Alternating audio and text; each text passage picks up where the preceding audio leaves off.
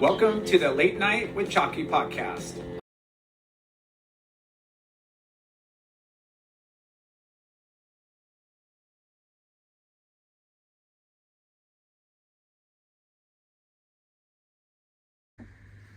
Friends and family, brothers and sisters, welcome to the Late Night with Chalky podcast. Our guest this week, former pro surfer and industry executive with over 25 years of experience. You're not that old, come on. His first industry gig was working at Inflight, maybe? Yep. Yes? Wow, Inflight? Nice. I thought Harbor for sure. While he was honing in, I think he worked there too, but I just got beat up at Harbor. I worked at Inflight. Oh, we'll love to talk about that. well, he worked there while he was honing in his surf skills to go pro. This 3-time national champ committed a few years traveling the world to qualify the tour, but made the smart choice to go to college. What? He's a fart smeller. I mean, a smart feller. He is, man. He got an MBA in business, communication, global logistics. And I don't even know. I think this guy holds like 10 degrees. We'll find out. His resume is lengthy and impressive. And he's worked in marketing, manager, consulting, corporate accounts managers, who knows what else, the ins and outs of logistics, trade compliance, production, licensing, operations, and sales. Holy smokes, this guy is well-rounded, intelligent, and it's no surprise that he's held many VP positions in companies including Port America. Why do you work for the longshoremen over there? Fedex, Quiksilver, and most recently, Free Fly. We welcome our friend, industry powerhouse, in and out of the water, Mr. Mike Riles, Reilly. Thanks, boys. Wow, bro. Thanks for having me. Appreciate it. You definitely looked at my LinkedIn profile. Dude, I'm a plagiarizer to the T. No, I have to mix up some words, but yeah. So, wait, after that long list of accomplishments, are you going to run for office or what? No, I try and be apolitical. Bro, with a resume like that, city councilman, I see governorship all over. Resumes are pretty fluffy. Yeah, you wear it. Not a lot of time. I've seen you in a suit too, so you make I used to wear a suit when I worked at FedEx. Yeah. It was brutal. I remember that.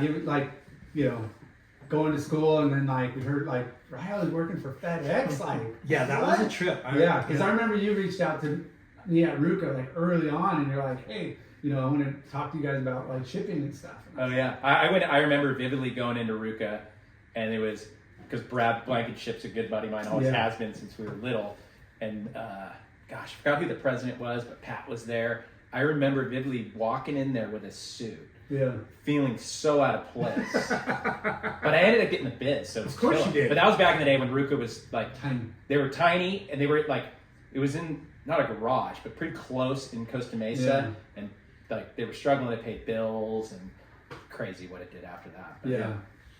Thanks to JLR, one of the best reps in the game, right? Whoa, you're fluffing. But anyways, before we dive into your story, we want to give a shout out to our sponsors. Sure. Back there, Caballero Pools and Spas, Finless Skateboards, Oh, those are sick. Loose Towels, Ashland Hard Seltzer, Shoots, Shoots Beer, and pack with all your packaging needs. I want to highlight these Whoa, bags. let's do it. Right. So yesterday I went to Earth Pack and played some ping pong with Dave Bach and his crew. Lost the first game, doubles, and then won the second game. You would have been proud. But anyways, how sick are these new bags that I picked up? Nice. Killer Dana with Mike Crickshank. He's supposed to come on too, man. I've been, That's Gotcha, team manager. That'd be sick. Yeah. And then wow. Picked up a new one, Cinnamon Rainbows. Yep. Pretty sick. Spider, Val Surf, Hobie, Surf Ride, and then all of our core shops. Look at that. We love these guys. Did I say Finless Skateboard already? And loose towels. Sure Loose towels. Yeah, have you walk away with a little golf caddy towel right there? Nice. My son will dig that. Yeah. And just to let everybody know, spoke with Mr. Chad Wells this morning, and we're going to be sponsoring, Loose Towels is going to be sponsoring Seal Beach Board Riders Club. Yep. Nice. So that's going to be awesome. And so now let's talk about... One more sponsor. What are you drinking over there? Dude. Yeah, good job, Lark. I know. So yesterday, Gotta pay the bills. I got hooked up with some capacity, Or drink a lot. some capacity brewing company. What is capacity? It's a non-alcoholic beverage, adult beverage. 0.05%, so you can have a ton of them and not get hammered. Yeah. So it's freedom of choice. He's still gonna get hammered off 3 of those. Hey, freedom of choice, right?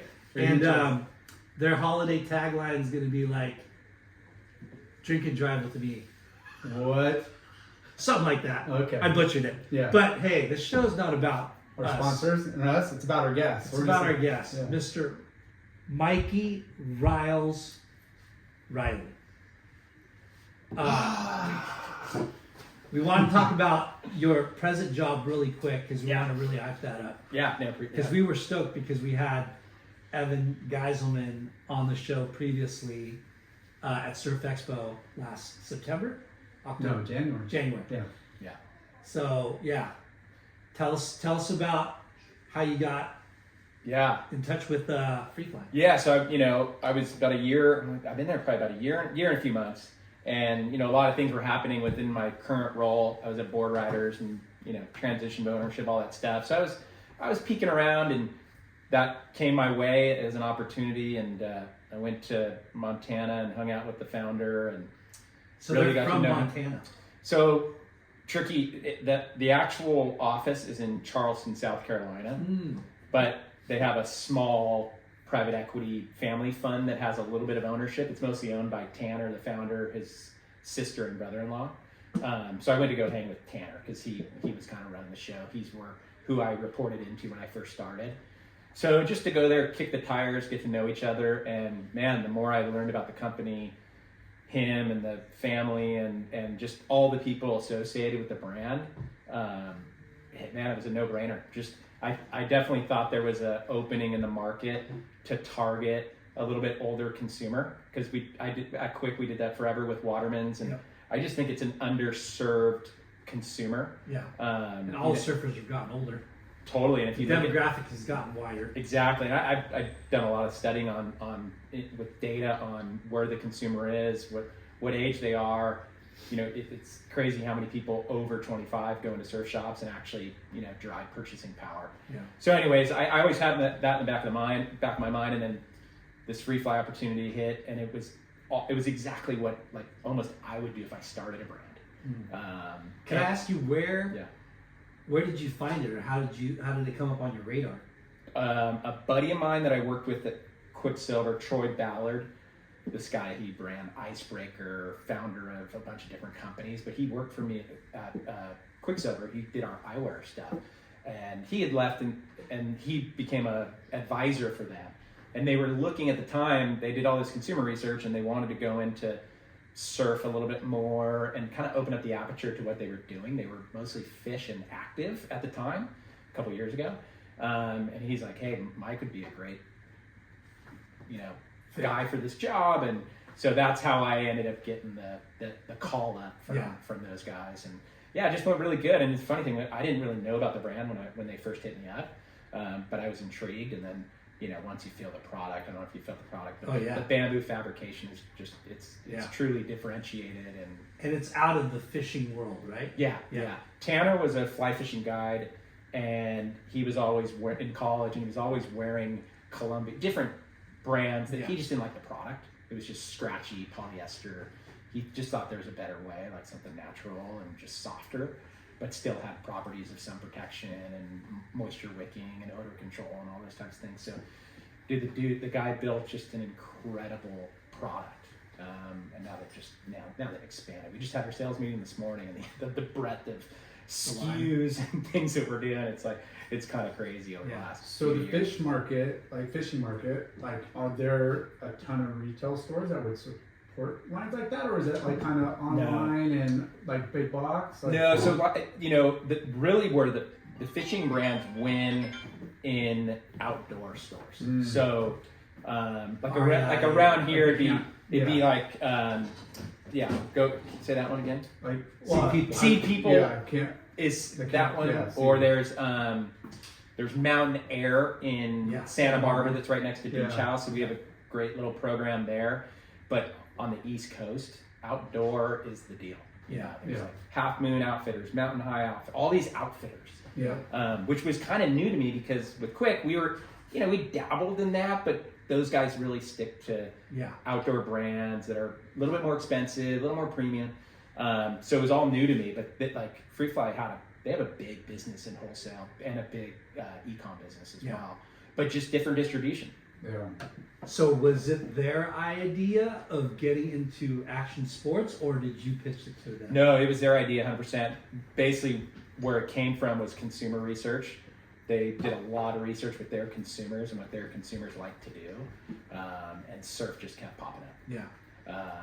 So, we always talk internally. We're never going to be like, we're never going to sponsor like people who want to be world champion, like young surf kids. Yeah.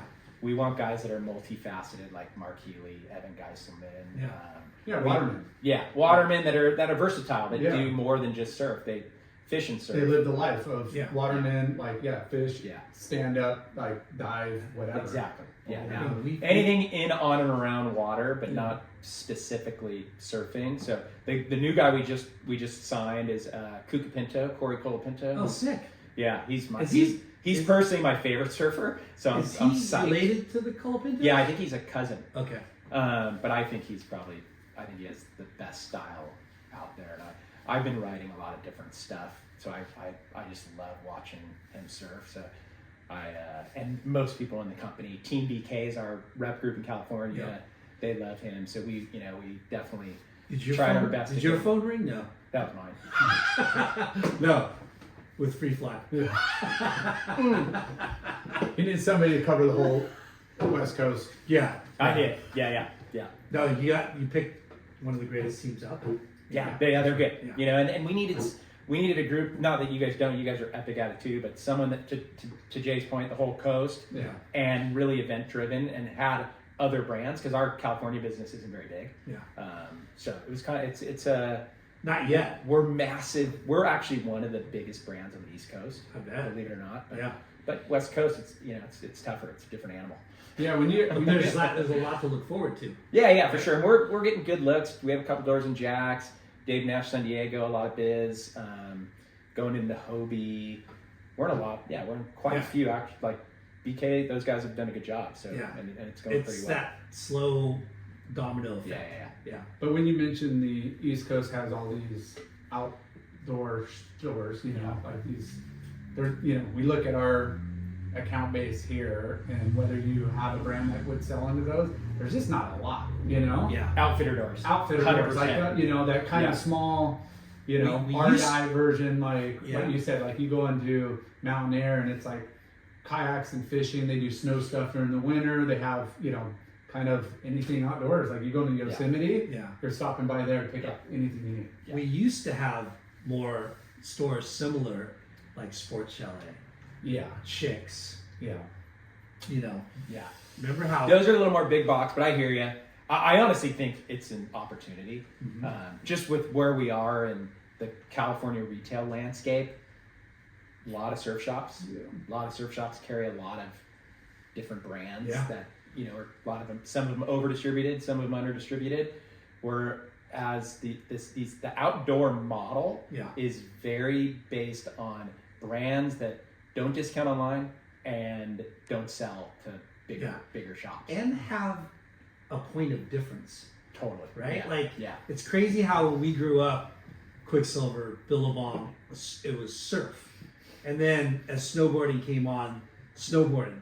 Yeah. And then as more like younger people got in the mix, it was art driven, music driven, like with Ruka. Yeah. And then you have, all the crossover, surf and skate and surf and fishing and surf and golf. So like there's a bunch of new brands that kind of cross it off. Like Vulcan was really the first one to kind of get recognized for being surf, skate, and snow. Yeah. Right? Yeah. And now, like when we were younger, that was like the dividing lines were kind of clear, right? Yeah. Like you were a skateboarder, or you were a surfer, or you were a snowboarder, or you were a jock. Yeah. And now it's like I said, surfing, skateboarding, golfing, snowboarding, it all It's kind kind of of cool to do everything now. Yeah. Yeah. But then there's Yeah. brands that kind of are a specific for that. Is a little bit more specific. Yeah. And now you got like brands like you, Free Fly, right? With surf and fish, and then you got the cowboy surf brands too. Yeah. Well, Yeah. it's interesting that you know, I think if you look at the '80s when the industry kind of started blowing up, there's a lot of first generational like surfers, like meaning like my dad and parents, like they didn't have grandparents that or parents that surfed. Yeah. They were kind of like that. And then the '90s and early 2000s was like a whole group of like boomers had kids and brought them up through the industry. Yeah. So like all those brands, whether you're surf, skate, snow, whatever, all flourished. And now, you know, you fast forward 20 years, like the younger kids aren't that psyched on what dad wears. Yeah. You know, and wants to be like dad. So now you got this separation between like you said, the goal where you're going after is people that spend money. They're fluent, they have money, they're over 25, whatever, because those guys are really truly interested in good quality product. But like the younger generation, they're fine with thrift shop, they're fine with not wearing anything. 100%. They don't want to, you know, they're just not that sold on. Yeah. Like I give my kid a free flight hoodie, which is literally the most comfortable thing in the world. Yeah. He doesn't care about comfort. No. He wants like He wants the logo. he wants IPD because he rides for IPD or Kate and Surf Shop. Yeah. Whereas guys our age, more and more so, especially since Viore and Lululemon, a lot of these brands have brought really comfortable product to the marketplace. Yeah. Once you wear, you know, a Viore short or a shirt, it's really tough to go backward in terms of quality. Yeah. So yeah, I think that's a good lane for us, and it's going pretty good. It's been a lot of fun because I was at Quik for 15 years doing everything like you said, operations, sales management, etc.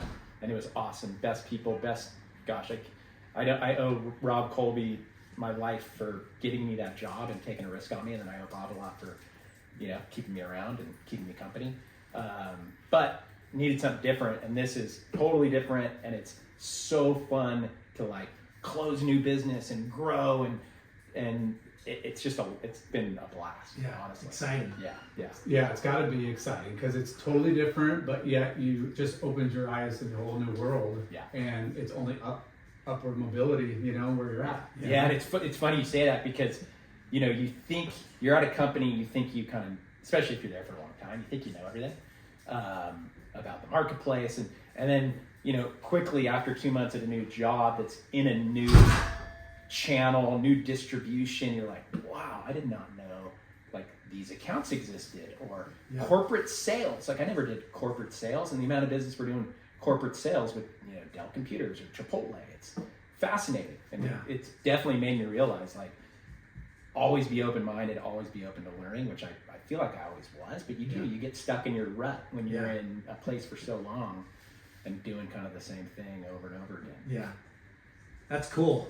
Refreshing, like eye-opening, like you said. And to segue into the other brand that you're part of, it's cool that our industry has gotten mature, and there's so many things that have come to the table, that come to the register and ring the register, like Parkit shares. Yeah. Tell us about that. We had Stephen Wilcox on a couple months ago. Pretty rad story. Yeah. Killer chairs. Yeah, the product's killer. I mean, that's the other thing I've learned just at Free Fly and Parkit. It's you can put out product that's priced higher than you think someone would pay, but if it's good, people are going to buy it. Yeah. It's just the way the world is working right now. They want differentiated, high quality product that lasts a while. And Stephen worked at Quik with us, and I can't remember how. It's a couple years ago, but he started with a Kickstarter campaign. Young entrepreneur, eyes wide open, and just killed it. Yeah. And then he just needed a little help, so we started talking. I'm like, hey, we just figured that a board advisor role for me would be good for both of us. Give me experience with a startup that is actually scaling, and me help him just kind of guide him to connect the dots and talk to certain people and hook them up with reps and meet with them a couple times a month to kind of banter ideas. And it's been wild how quick he's grown. Yeah. But it's just a testament to quality product wins. Yeah. It's cool how entrepreneurs see the white space and then I know. You know, they're able to A seam. I like to call it a seam. Yeah. That's a Brad Blankenship term because he never used white space. Yeah. It's all about a seam. Yeah. And Steven, Wait, what is it? A seam. A seam. You know, like a little spot to go through. Yeah. Yeah. And I'll use that and from now on. Yeah, white space. Oh gosh. Yeah. I was like, lot of buzzwords thrown around in yeah, a our lot of industry. buzzwords. I try and avoid them, but if I do, But you just hit me. it is what, you know, we talked about. It's finding that, you know, product or category. You look at, you know, like the cooler industry, you know, like, and Yeti just put out a really expensive, but yet very high end, you know? Yeah. Like, Yeah. cooler. I mean, everything. Yeah. And it's like elevated the game, you know? Yeah. And Yeah. It's crazy to think when you first worked at Inflight, right? You go back to those days and you walked in the store and you remember what you saw. Would you ever think that you were going to sell coolers? Would you ever think that you were going to sell headphones? Would you ever think that you were going to sell drinkware? No. yeah. Right? You know, Like, and would you ever think that you would sell? Yeah, you might sell beach chairs, but A $200. Yeah. Like, no. so it's kind of neat how our industry has evolved Yeah, for sure. and how, you know, the entrepreneurial spirit has added to our industry and our categories. But it makes total sense that a surfer would come up with a beach Yeah. chair like that, extravagant and detailed and all the accessories, because you know how much time we spend on the beach in a chair, or all of our sports, Yeah. kids on the whatever field you're on or Yeah. wherever you're at, and it's like, yeah, you want to be comfortable, Yeah. and you don't want And look something that's cool. like, look cool. No, my like, that's the most important thing to be in my car. I have two, so I have one in each car, and like I'm stressing if I think it's not in my car, Yeah. because I'm using it everywhere. Can you do- F&L, golf tournaments, the beach, and you know what's interesting, when I first started talking to Steven, I'm like, Steven, that price point's too high. Like, do people really need a badass cooler that's connected to the chair? I don't know. And now I'm a believer, because you can go down to Lowers, you got it on your backpack, you got your lunch and some beers, and then you have your board and you have whatever else, your 2-year-old. It's a real tangible, like, utility based product. Yeah, and like you said, when people see it, sit in it, see the value in it, they're willing to pay more. Totally. Yeah. Now I forgot what I was going to say. Well, one thing about, just to bro Steven on a little plug here, the only negative comment I've ever heard about Parkit is, it doesn't adjust, and he's coming out with an Oh, we adjustable saw chair. that. Yeah, like I forgot what it's called, but he's coming out with an adjustable chair. Things can be like $250, but I think it's going to be a game changer. I have another negative comment. What do you got? He never has any in stock. Trust me. Hey, I've we're hooked him gonna up with get a you couple. guys right. I've hooked him up with a couple reps, and they go call me like, Riley, what the heck did you get me into? Like, I have all this demand. Yeah. And the guy never has stock, but he's an entrepreneur. Yeah. Small, limited resources. He's not going out and raising capital. You know, I helped him with that. Should he not? And hooked him up with some people, but I think he did the right thing. He's just charging along and gonna self-finance, but that's gonna mitigate growth. But I think it's a good thing. It's a great in our world, because It's usually someone would have taken the money Yeah. and tried to scale that thing to 20 million really quick, and he's doing it gradual. So I think it's fine. You know, just like most owners, there's two personalities. There's to get rich quick, you know, and start something new, and kind of other ideas are back there, or like I don't want to give up equity, I don't want to give up like control, and I want to just keep it a family business. Yeah. And that's cool too, so it's people, the mystique of being sold out and the perception of being in high demand, like people want what they can't get. Oh yeah, scarcity is a real thing. Yeah, it's a real thing. The only book I remember in college, like I did, as Jay said, I did way too much college than I should have. And the only book I remember is this book from Robert Cialdini. It's called Influence, and it's like the 6 ways you influence people to do something. I gotta get that. And scarcity is number 3. It's like social proof. Like that's such a surf industry world where like, oh, Jax is doing it, so I got to do it. Yeah, you know, that's super important. Keeping up with the gym. But Yeah. scarcity is probably the number one way to drive demand and like loyalty towards a brand. Yeah. Once you got brand awareness and identity and the buzz, you just pull back the reins and then let it kind of fixate. Duma. Now people are doing crazy shit. Like they'll order 1,000 t-shirts, they'll have 1,000 in the warehouse, but they'll only pretend they have 50. Then they'll put sold out, and then like 2 weeks later, hey, we got 50 more. Yeah. Yeah, that works on smart. It works. Yeah. But it's Duma, there's a lot of games. Duma told us the coolest thing is like the sexiest word in the dictionary is no. Yeah. That's true. No, we don't have any right now. Yeah. Right? Quit slamming the door. It's true. Until you say no too many times, and then it turns into we're over it. Yeah, that happened to me with certain marketing people at Quiksilver. They said no to everything, and eventually they got ran out of town. Yeah. Yeah. All right. So we've talked about your brands at the moment. Yeah. Let's go back and go back to Seal Beach. And surf. Yeah. Where, when, and how? Yeah. Well, real quick, I just remembered because I told Jay and Lyndon before that I don't have a very good memory, especially like childhood through. So that's why I'm excited to do this, just to like have some stuff pop through my head. But my first job was actually at 7-Eleven. Whoa. Yeah, I grew up super poor. I mean, well, I lived in Seal Beach, so I wasn't that poor, but apartment, lived above my grandpa. My mom was a school teacher. Dad was kind of floating around. And I needed money to surf, buy surfboards, whatever. So my mom got me a job. We lived like 8 doors down from 7-Eleven, which actually... The one on PCH. Yeah, and then I lived 8 doors down from Inflight. Okay. So I spent a lot of time at Inflight hanging out. And then, but when I was in 4th grade, I got a job at 7-Eleven. You Fourth started grade, working yeah. in 4th grade. Yeah. What the hell? Yeah. What'd you Boston? do? Or, No, Stockton? every day after elementary school, I'd go there, and for an hour, it basically took me about 45 minutes. Sweep up the clothes and cigarette butts. I'd sweep out front, I'd clean the slurping machine, and I'd stock the sodas. That was kind of my program. It took like 45 minutes, and my mom actually had a tab because, we were living paycheck to paycheck, and my mom had a tab with Roger, the owner. So we became really good friends with them. So you got paid in product, pretty much. Like you go No, I got paid, but Okay. that's how the relationship happened, and that's Okay, why he cool. probably took a risk on a 4th grader, because he knew he was doing the family a favor. Oh, that's And a lot of the employees there, we'd have them for Christmas. Like my mom was really big on bringing a lot of people in.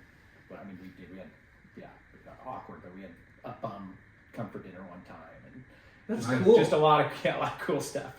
Where did your mom teach? She taught in Linwood in the inner city. Oh, shit. She taught 5th grade. She was a great teacher. Yeah, she's amazing. I lived in Linwood for a hot second, couple months, and it was ghetto. Yeah. I worked there. I was a sub at my mom's same school district, and I had at least 2 or 3 lockdowns from shootings while I was there. Yeah. You taught school too? Yeah, well, during college, at one point I had 7 jobs. I worked 7 jobs! And how many jobs you got? You I got lazy 8. little I'm a peel. 2 jobs! No. Yeah. So 4th grade, first job, 7-Eleven. Yes. That's crazy. Yeah. Second job was Inflight. At what age? Gosh, I mean, Fifth grade. it was probably, I don't know, I don't know for 15, sure, 16. but yeah, it was Yeah. actually might have been a little younger than that. Lori Bassett ran it, Lori and Bassett. obviously Scarborough was there, and I don't even. She lives right behind us. Yeah, I see her around. Yeah, Yeah. she's awesome. But She cut my hair. Oh yeah, she did. Remember That's that? right. Yeah. Yeah. But I didn't work there a lot. It was like I was hanging out there anyway, so I think it was like, okay, Mike, you want to work a couple days a week or a couple hours a week? I don't even remember how important it was or how much I was doing. So how old were you, or how did you get surfing? I mean, and then you lived Yeah. there. So I, my family was really close with Ryan Simmons' family. Okay. And I was just a full-on baseball jock. My grandpa, played college baseball. My uncles, so that was a big thing, and I was just really into baseball. And then, but Ryan, like, we'd go to Ryan's house, watch videos, and just kind of like, Because he was a surf turkey. Through and through. Like frothing Grom. Yeah. Like surf jock. Like, He came out of the womb Yeah. with bleach blonde hair. Well, his dad was a big surfer too. Eddie was like ripping longboarder, part of the Harbor Surfboards crew. So it was in his DNA. Like nobody in my family ever had a surfboard ever. Like it wasn't even something we talked about. In fact, my grandpa started. I had one brother, older. My grandpa founded Seal Beach Kids Baseball, and Robert August was on that team. And he actually kicked Robert August off the team for surfing. So when I wasn't showing up, he was ditching to go surf. Or I think my grandpa was like, because it was only one team and they traveled all these places. And my grandpa was good friends with Blackie, August's dad. But he ended up booting him off the team because he would always show up just burnt toast, not ready to play because he had surfed all day. Yeah. And then fast forward, his grandson quits baseball for surfing. So it's kind of like a pretty gnarly moment in the family. My grandpa was devastated. My mom was. Like, I think they thought I was going to be some baseball guy, even though I was so small. But yeah, it was through Ryan. And then my first, I know you always ask the question about the first surfboard. Yeah. Was at a harbor. It was a Chuck Dent with Gorilla Grip full grip. Nice. Which was pretty rad. And then my second one was my dad actually won the some drawing thing at Harbor, so I got a custom Harbor after that, which was pretty cool. What Chuck Dent thruster like? Thruster. Like a small men's board or a Grom board? Yeah, it was way too big for me. Yeah. So it was pretty good because it was foam is your friend at that point. You're just trying to get up. And I actually rewind. So Ryan's the one that inspired me, and then the first time I actually went surfing was in junior lifeguards with Travis Potter. We were both in junior lifeguards, and I can't remember, but there was a time where they'd let you go take soft tops out there, and that was like my first session. And we both kind of I think we stood up, and then so you got into surfing a little bit late. Yeah, I would 12, 13. I would say 11, 12, right around that zone. Okay. Yeah. And for living in Seal with all the other kids, they were a little bit ahead of you, right? Maddie Cameron, but Maddie was, I think Maddie was doing reverses before I even started surfing. Shut the front door. Yeah. He's a prodigy. He's the most talented guy. Freak talent. Yeah. So, Chuck Dent, how long did you ride that board until you got to Harbor? And you got really lucky. I can't remember. I mean, I'm guessing a year, probably. And did you get hooked? Yeah, I mean, I remember getting hooked Seal Beach River with Travis. After that situation at Junior Guards, we were like, dude, this is killer. So then that's probably when I got the Chuck Dent. And then we started surfing River. And then you quit baseball. The rest is history. I quit baseball at 14. Okay. So it was a couple years. It was just really hard to quit because I knew I was going to really hurt my mom and grandpa. Yeah. Because they were just so invested in it. I mean, I was just talking to a friend at unfortunately a funeral, but my mom had me in 3 baseball leagues at one point. Fuck. Yeah. No wonder we were living paycheck to paycheck because she would do anything for her kids, literally anything. Yeah. And that's not cheap. No. And traveling around, it was Fountain Valley, St. Hedwig's, which is Los Al, and then Seal Beach. I was in 3 leagues. She was tooting me around at practices, games. Yeah, just crazy. And now I'm kind of the opposite. My son's big into golf, but I'm like, let's just do one event a weekend. Yeah. My daughter's been begging me to do surf contests forever. I'm trying to figure out how not to do it. Now I'm going to do one a weekend or one a month. Excuse me.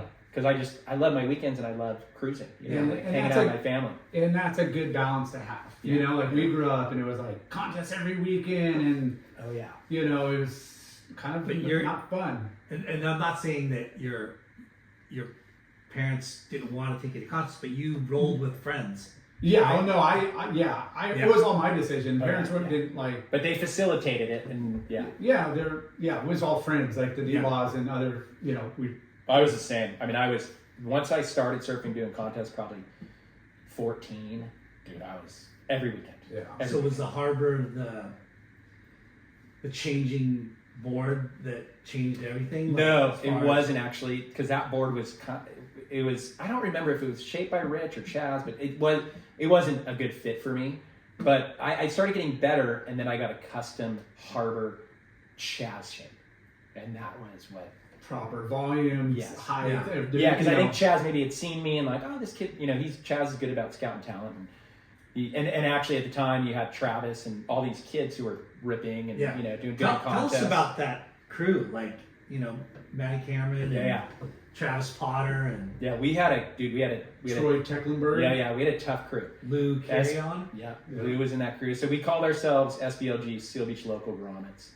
And we were like, you think about Seal Beach, we're in between Long Beach, Huntington, really close to Long Beach. And you had Lou on the show, so you've heard about, how easily you could go astray and get into anything you really wanted to get into from an inner city perspective to, your local beach town perspective. And so we had an eclectic crew, Devin Saunders, Matty Cameron, Lou, some guys that are still good friends with me who weren't like into the surf contest scene as much, but like Scott Davis, Walter Rigel, Todd Catuli. So there was a big group of kids that surfed every day in Seal, which really it hasn't been the same since, to be totally honest with you. Yeah. And the guys that you looked up to were Stamps, Dennis Cameron. I would say more so Simmons was like our first layer of who we looked up to, and then after that it'd be Wellesley. And then after that, it'd be Chaz, Stamps, that kind of crew. Because you probably want to emulate what Ryan Simmons is doing all the contests, national team guy. Like he was the guy. You know, like the other guys who surfed really well on their local 100% heroes / they just ripped. He had all the logos. Oh, 100%. Yeah. And we were tight. Like, I mean, gosh, if it wasn't for Ryan, I wouldn't. He's the one that took me surfing every day. No joke. Like, he would, when he was in high school, I was in middle school, which is really where I started progressing. He would come home and wait for me to get home from middle school. Like, that's what such a giver that guy is. And he would take me in his big VW van or maybe a couple other buddies, and we'd go to Huntington every single day. We'd surf Seal in the morning, because Seal actually had waves back then for some odd reason, like the sand was better. So we got a lot of days at Seal, and then Simo would take me and others to Huntington, and like he gave me my first wetsuit. I actually wore I remember this is a good story because it's for my kids to ever hear this. A Victory interlock. So like, the stuff that cuts you. Spring suit, overlock. Yeah. Spring suit, and I wore it for 2 winters. Spring suit. Victory.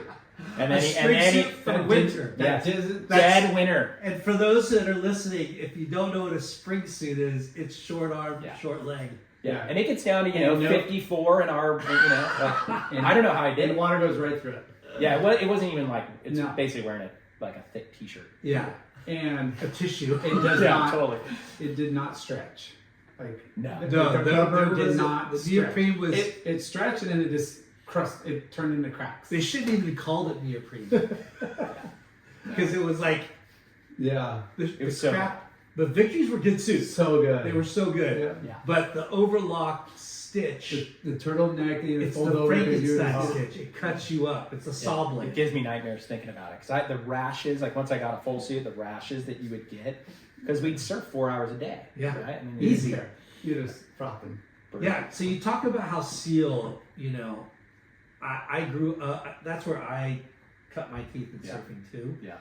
And when I was, when I was younger, it seemed like Seal always had decent waves. Yeah. Yeah, there was, it broke a high percentage of the days. Yeah. Now, it was always a couple feet smaller than Huntington. Yeah. But it was rideable. But and I'd argue like the wave it's such a good wave. Yeah. I mean, really, like I think that's why there were a lot of good surfers through the years. So were you more north side or you more south side or you? I mean, as a Grom, you surfed both because if you didn't, they call you a pussy. Yeah. But south side. But I like nowadays I don't surf south side. Yeah. My son surfs south side. I'm like, dude, it's twice as good on north side. What are you doing? Yeah. But it's just one of those like flex your muscles type of thing. And you get old, you don't care about flexing your muscles anymore. I remember surfing Seal Beach south side and being able to handle it. The Rollins from not cloud rate, but way out there, and you kind of just hold on for dear life until you can make it to your feet, and then S-turn your way into the, you know. Yeah. But Cloud break days were fun. there's no way I can do that anymore. And nowadays, I mean, it's a you know, I think that back, it's a pretty gnarly wave. Yeah, Super it gnarly. is. Like now that my son's surfing out there, I'm just like scared to death. Yeah. Like, Yeah. Don't break dive it. head first. like Don't break Levi, your you neck. gotta, you know, dude, you can't dive head first, like all those things, because Feet it's first, plain, flat, belly flop, like, Yeah. it's Yeah. sketchy. And not to sidetrack, or sidebar, but holy crap, did it turn on that one huge swell we got right after Christmas? yeah. Holy shit. There's been I mean, every year there's just some There's a handful of days, banger yeah. days, you know, like, I got it. and the performance level now, like with, you know, R.I.P. Kirk, Chris Waring, and then, you know, you got anyone from Griffin to Kolohe coming down. It's the performance level is really rocket ship. It was pretty tight. Now it's pretty like, I mean, when I was a Grom and it turned on, it was like we would get, and we could surf. It's not like we're coming and bring all the, you know, Matty Thomas would try to sneak on the corner, or we bring, you know, like there'd be a couple guys. Yeah.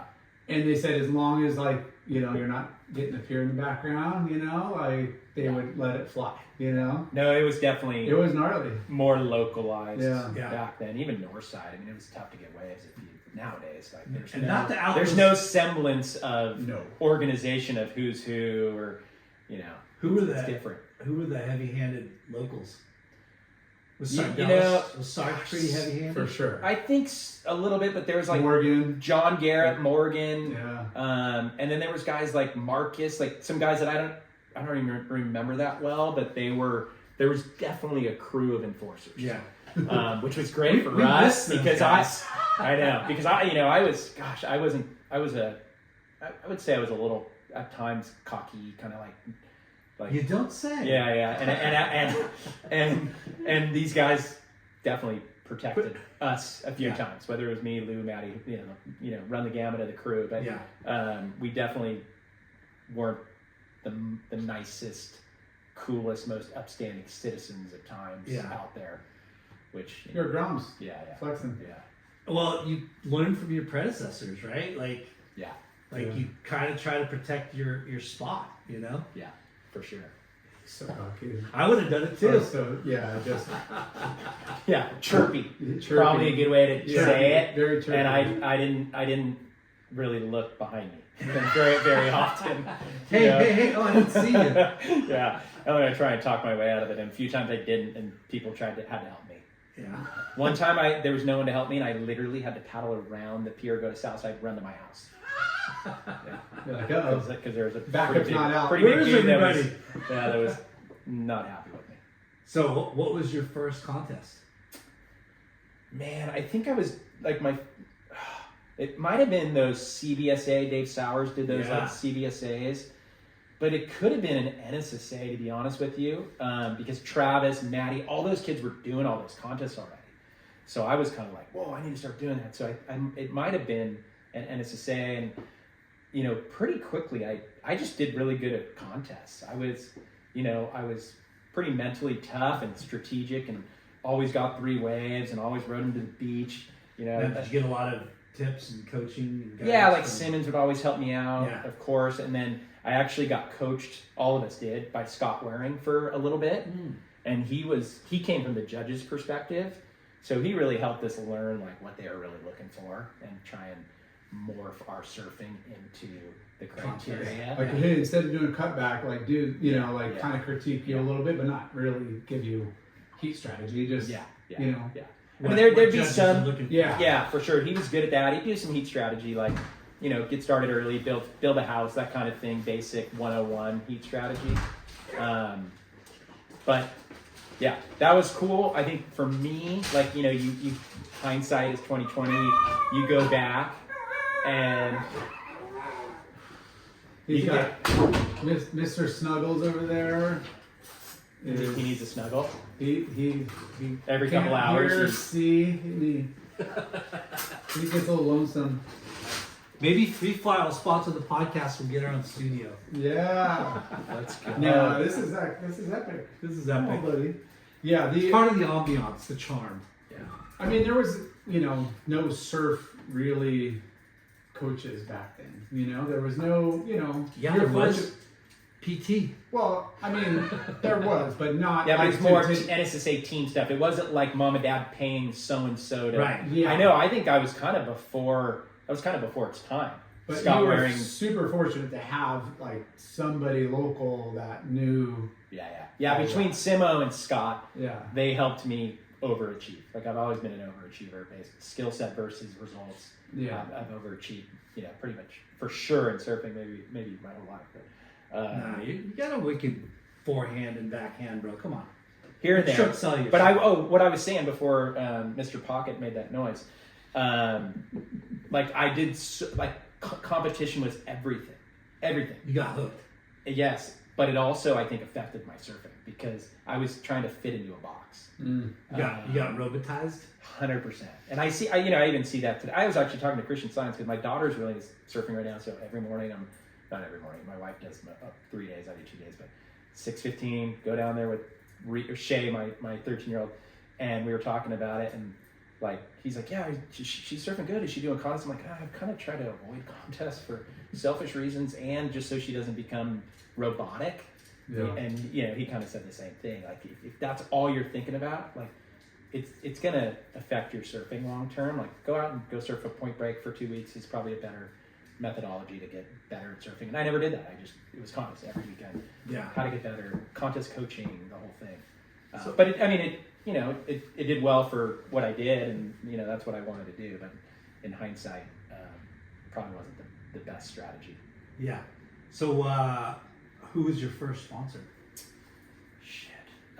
Well, Harbor for sure, and then I think my first real sponsor. Actually, so I won the NSSA Nationals at 14.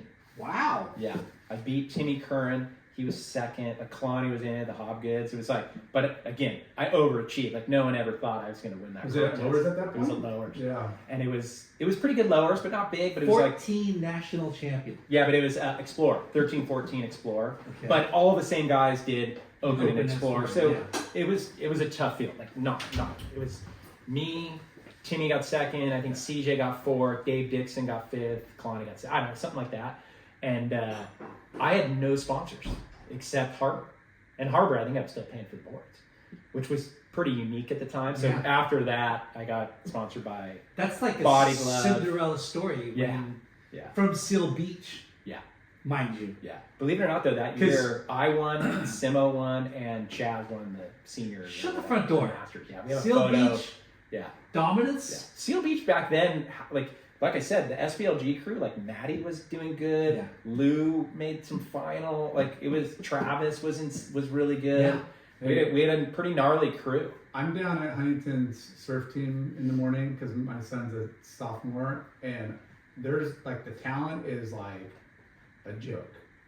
Like I don't want to offend anybody, like the kids or whoever listens, but like the talent when we were kids, like there's only 12 shortboard spots, and there's probably like 30 that are like legit contest surfers, kids that surf die-hard core rippers, and there was only 12. It was like cutthroat. We can't even like fill 12. I think You don't have maybe enough 3 talent. kids to actually surf contests.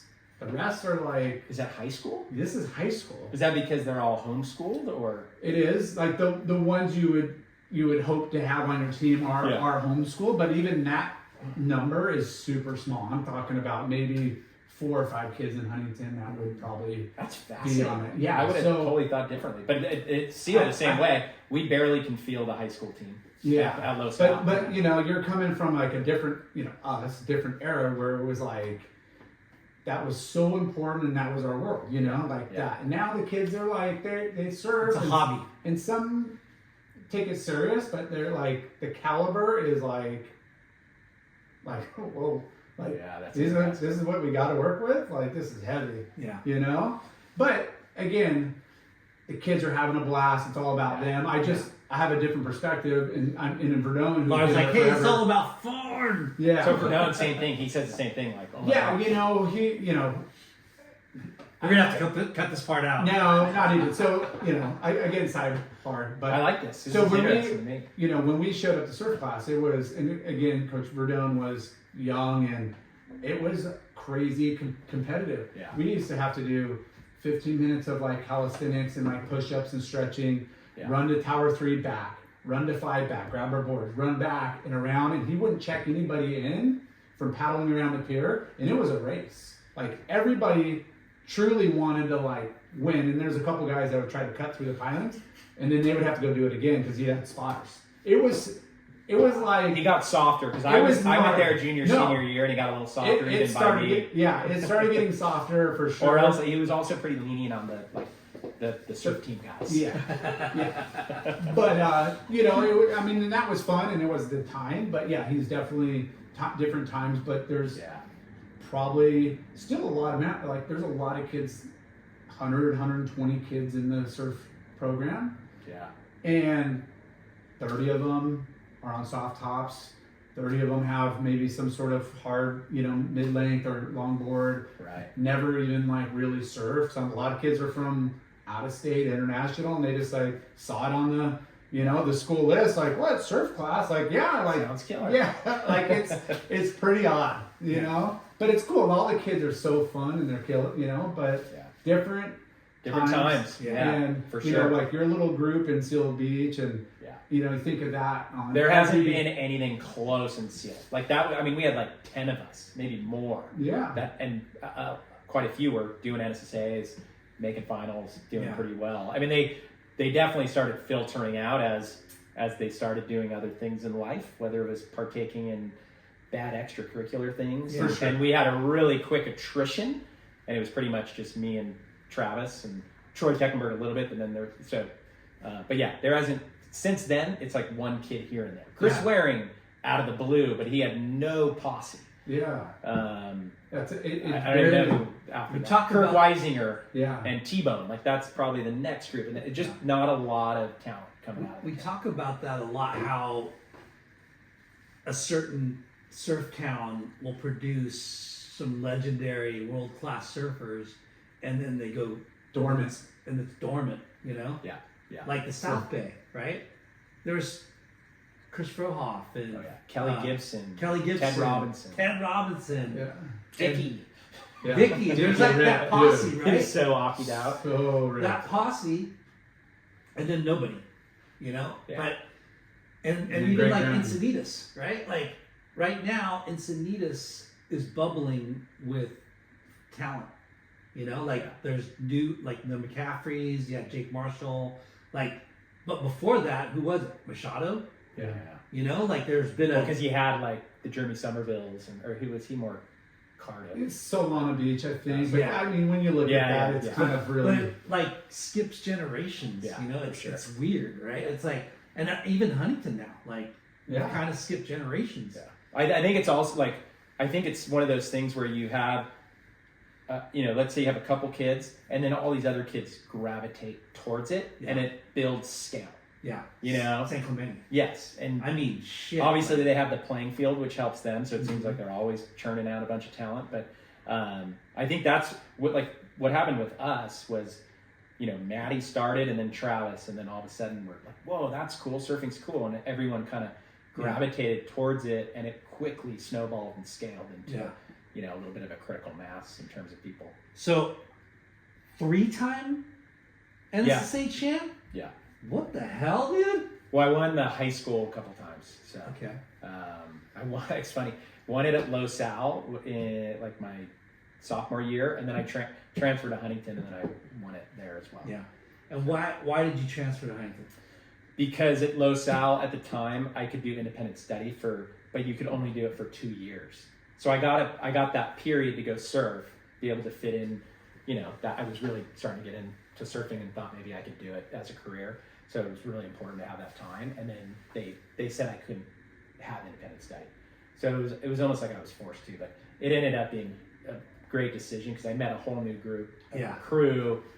Like It's a trip how, back in the day, all the surfers from Seal went to Huntington. Yeah. Before Huntington was the high school you would go to.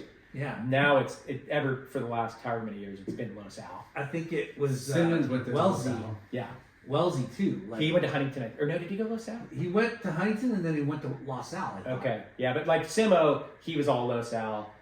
I did 2 years of LaSalle and transferred. Chris Waring went to Huntington, but strictly for surfing, like just to, Yeah. it's a good program. Like Verdone and the talent there. It's, if you're gonna, Better waves every day. yeah. I mean, we have conversations with kids in Huntington who maybe live on the south end over here, and they'll be like, I don't know, Edison, I got a lot of friends going there. And then my daughter went to Edison, my son's at Huntington, and his choice was, he does water polo, so it's that kind of gravitated to Huntington anyways, but he's like, I don't want to surf River JD. No, 100%. I want to surf the pier every day. Yeah. Like, which kind of makes sense. I mean, River Jetties gets fucking super sick, but it's not as consistent, and it has pier just lends to a better sandbar. And I don't know if it's because I'm following Edison surf team and Huntington Beach High School. I feel like Edison's really trying to, step their game up as far as Recruiting. And surf. You know what I mean? Like, We smoked them on Tuesday. No, we didn't smoke them, but we did. The playing field has a lot to do with it, though. It is like I mean, both. So Huntington's best kid. Dude, I'm drawing a blank right now. Fucking numbnuts.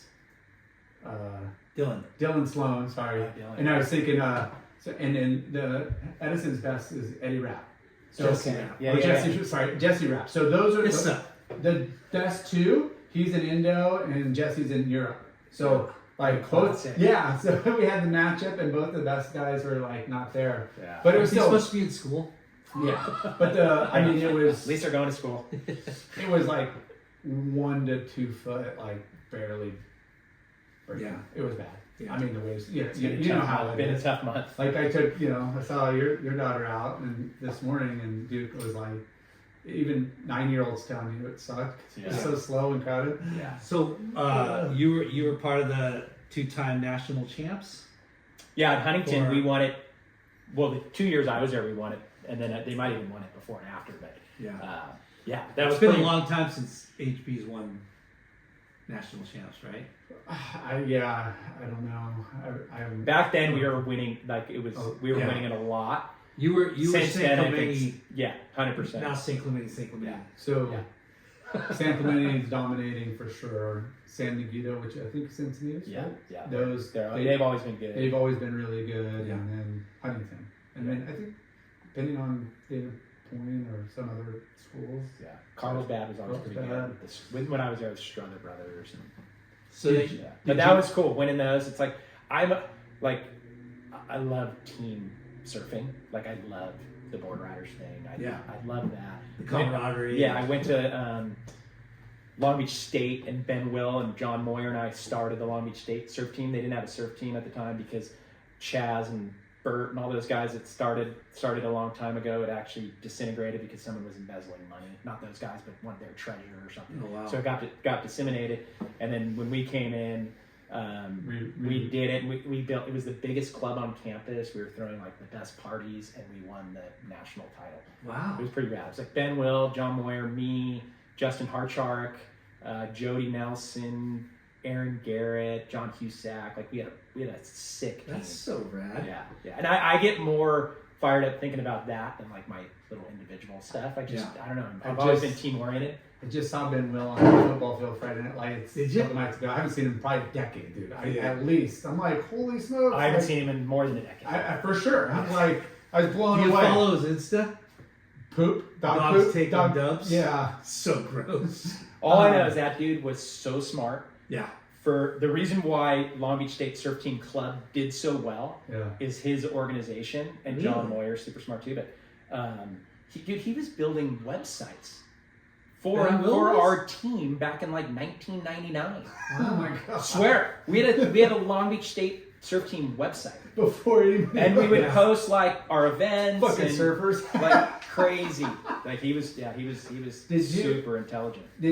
What surf trip did you go on? Any of the high school surf trips? Oh yeah. Like where was your guys'? The best. So we went the junior year. That was like Billy Oswald, Wyatt.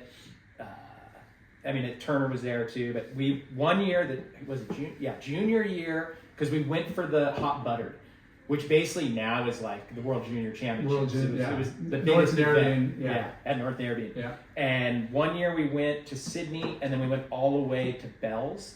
And then the next year we did Sydney all the way to Brisbane. Gold Coast. Yeah, Gold Coast. In a bus with all of us, and we'd stay with different families as you went up So the epic, coast. huh? It was just some of the best memories. Like I remember surfing Lakey Pipe or not Lakey Pipe, that was a different trip. What's the Australian? Black Rock. Yeah, Australian pipeline. Yeah. And Right, we Black Rock? scored it. Yeah. And Wyatt was getting so barreled. I got a few. It was insane. Yeah. Yeah, it's like where the Aborigines. Yeah, have it's their little setup. Aborigine, like, kind of protected national, like, park. Yeah, You know? super cool And spot. it's like black, like granite, like, you know, Yeah. really, really weird entry and out. It's like all rock along the beach. Yeah, It's yeah, like it was- below sea level. And we scored it. Yeah. Dude, I remember Wyatt getting like 4-second barrels. Yeah. No, Pretty it's, rad. that's a legit wave for sure. And we scored. Like Really I stayed with Damon Nichols, the guy, on the Burley Head. He's the one that started what's like the salty crew of Australia. Linden, Thursdays. I didn't know. You're fucking fired. Our Gardeners. It's okay. Classic. This is part of the nuances that make our show. The ambiance. The ambiance. He only has a little patch of stuff, but You don't mow your own lawn? Do you do your own pool? Ugh. I'm all turf. I don't do my own pool Succulents. either, but I'm Yeah. on turf too. Yeah. But yeah, I can't do those anything trips were epic. except salsa. Like the best memories ever. And then we'd compete against All the clubs. all the it was awesome. Was that you like? I mean, you spoke your mom, teacher. You know, did you go on any trips like surfing prior to that? No, like the Tecklenburgs took me to the U.S. Championships in Florida or no, Texas? in Hawaii. Oh wow! Yeah, when it was at Diamond Head. Awesome. So that was a cool trip. That's where I met Jason Bogle, who became a really good friend of mine. But yeah, no, not a lot of trips. You know, I think my senior year, I got sponsored by OP, and they were paying me a little bit, and they sent me to Senior year, you're getting paid, bro? Yeah, well, it was like travel, but I think it was like it was pretty decent. Yeah. And they gave me a wild card into the OP Zerats. So I went to Spain by myself Wow. for that event as a senior. So that That's was a trip. insane. But prior to that, not much. Yeah. You know, rocket ship up and down the coast in my mom's little van, but. But the surf teams Australia were like your first Oh, yeah. real experience of travel. Yeah, 100%. That's cool. Yeah, awesome. Yeah. I And mean, actually, one year, like my best result ever in amateur surfing was I got third in the hot butter. Oh, epic. Yeah, That's huge. Like I because was the top. Like Andy Irons was in it, Brew, everybody, and I beat like Luke Hitchings, Mick Love. Yeah. That was a pretty big one for me. And then I lost. I actually stayed in Manly with Christian Cook. I don't know if you remember him. He ended up playing. I don't remember. He was a pretty incredible surfer, and then his family was big into rugby, so I think he ended up playing rugby or something. Yeah. But he beat me in the semi, and he was the guy I stayed with. It's Wow. pretty funny. That's killer. Taj Burrow won that year. Yeah, of course he did. Yeah. Who won? Taj Burrow. Oh, It was at Narrabeen. Nature? Super fun. That was Yeah. super fun. Yeah, I remember him like trying to qualify, and he comes Grom, and he wins like every heat, 10 events. He beat the the qualifier by like next person was like 10,000 points behind him. He's like, yeah, I'm just gonna give up my position. I'm not ready. I'm gonna sit it out because he's another year. only 16, right? Like super, yeah. I did it that year. Yeah, and then he was like, I remember. of course he's gonna qualify. Qualified, the but next year. he said, Yeah, no thanks. I'll wait another year. I was like, you're not ready. But you watch him surf, and you understood. Yeah. You gotta do, Especially like- back then. Yeah. They gotta do 15 turns when everybody else is doing 3, and his turns were like tail out on every turn. And then you get in the whitewater, because again, competitive, old school, ride it to the beach, and the guy is doing like laybacks and floater 3, like he reversed it. He wouldn't stop. The wave's over, and it's just whitewater, and he's doing He's still doing he's stuff. doing like 4 more like something. I think on the QS I don't think there's ever been someone more dominant No. than he was that year. yeah, for sure. He's I saw it firsthand. I went to a lot of events that year.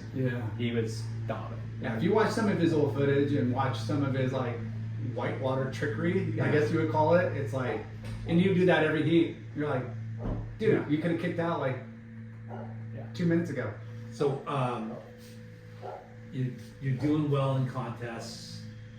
You got sponsored by OP. You got a trout. Before that, I was sponsored by Quick for a lot of years. And this is a funny story, actually. So I remember this vividly. Simo and I went to the Sugar Shack to meet with Taylor because OP had offered me a pretty good deal. Wizman. Okay. And Taylor's like, hey, Reilly, I can only offer you $200 a month. OP's offering you X. You should go with OP. So I ended up going with OP. And then fast forward, Taylor was my boss at Quiksilver for a while. And our little road show, we'd go to all these customers and like, oh yeah, Mike, Taylor. Yeah, Taylor, he fired me when I was a team rider at Quiksilver. We would just do this little road show act because essentially, he didn't fire me, but he basically told me, like, dude, you're way better off going to that. Yeah. You need the money, you want to travel, like, go take that thing. Yeah. Which is epic. Yeah. And OP, for a while there, they might not have been the coolest and this was to wear, but they took care and funded a lot of people. Yeah, it's funny you say it wasn't the best brand to wear. So when I rode for OP, it was a licensing model at the time, ran by Bonnie Crail, and they didn't even give me product. So I won a Billabong contest and I won a snowboard, and I told Paul Gomez, I'm like, hey, can you guys keep the snowboard and I just come in and get some gear? And they thought it was the funniest thing because I was riding for OP and I went in and got all this Billabong gear. And OP at the time was trying to like blow it up. They were sponsoring guys and doing ads in surf mags. And I was so naive, back then that I was just like, I need some good gear to wear to school and look cool. Yeah, I wasn't getting it from OP, and I'm like, I don't need a snowboard. I need some clothing. Yeah. I thought you were going to say, dude, I was all Hydrolite out. No, when I rode for OP, I was body glove. Yeah. Hydrolite. So you wore body glove too. Yeah. I rode body glove for a bit, then I got sponsored by Quiksilver, then Gothard switched me to Quick Wetties, and then when I went to OP, I think I got back on body glove.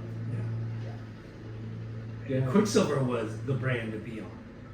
I always wanted to be on it because Simo was on it. Simo was on it. They had the gnarliest team. I mean, Billabong had They had killer clothes too. Yeah. And I'll be honest, I actually probably was more of a Billabong kid, but Travis already rode for Billabong. Only one kid in each team. And I knew I was never going to get it, but like I was way more into Aki than the Quiksilver guy, than Tom Carroll. Although I love Tom Carroll and he was awesome, but I watched Billabong pump 1,000 times. Yeah. It's like what I only let my son Levi watch Aki, Carroll. I used to watch Aki in the mirror so I could see what he looked like going regular foot. So did you have your sights on being a professional surfer? Yeah, when I junior year when I transferred to Huntington, it was definitely Give it a go. Yeah. I'm going. Committed. Yeah, for sure. What it's because Ryan was doing it, you were doing it, like it was already happening. It seemed within reach. Yeah. At that time, even kids my age were doing it. Yeah. Kalani Robb and so I felt as though it was attainable and within reach. And I would say junior, senior year, I was pretty all in. Was your mom supportive, or was she like, hey, I'm school teacher mom, like, hey, you got to go get your education? Was it like? Yeah, there was a little moment in time where that was a sticking point, but my mom was actually the ESPN after I won an NSSA talk. ESPN for some reason, or I think the NSSA crew picked me to be on It was like a full 15-minute thing on ESPN. Wow! And it was. You have that? Yeah, I have it somewhere. Sick. And then and Verdone was in it, Simmons was in it, my mom was in it. They went to my mom's school, and it was a full-on thing on high school sport kids, right? And my mom's in there, and she's basically like, yeah, surfing's so great. It's great for kids that aren't big or strong. so essentially, I think she realized, whoa, this is a great sport for my son because he's not going to be this big super stud. I think she probably realized, I'm a junior and I'm 5'6" and 100 pounds. Like, well, maybe our Baseball team looks like maybe men. this was a God thing, and I'm glad that he went into surfing. I think she realized that. So she was cool, and I think she always knew I'd go back to school because I was always pretty into it. Yeah. School, you like school? It came easy. I mean, I just always loved learning, and it always came pretty easy. Like I'm always doing something. That I do way too much school.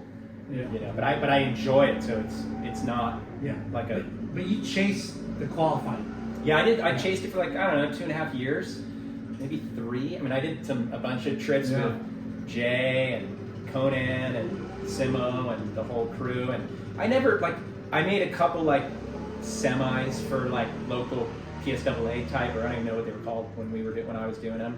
But I just never did that great. I actually had a really good time when I did that little 3-year stint, and definitely I would say that was the one time in my life where I underachieved from a competitive perspective, just because I was having such a good time. Well, that is so much going on outside of just the context. And I was you're young, comfortable at home, and you're just like the same guys. You know how that guy's going to do. He's going to go sit over there. That guy's, now you're throwing in whole new world, all these guys from all over the world.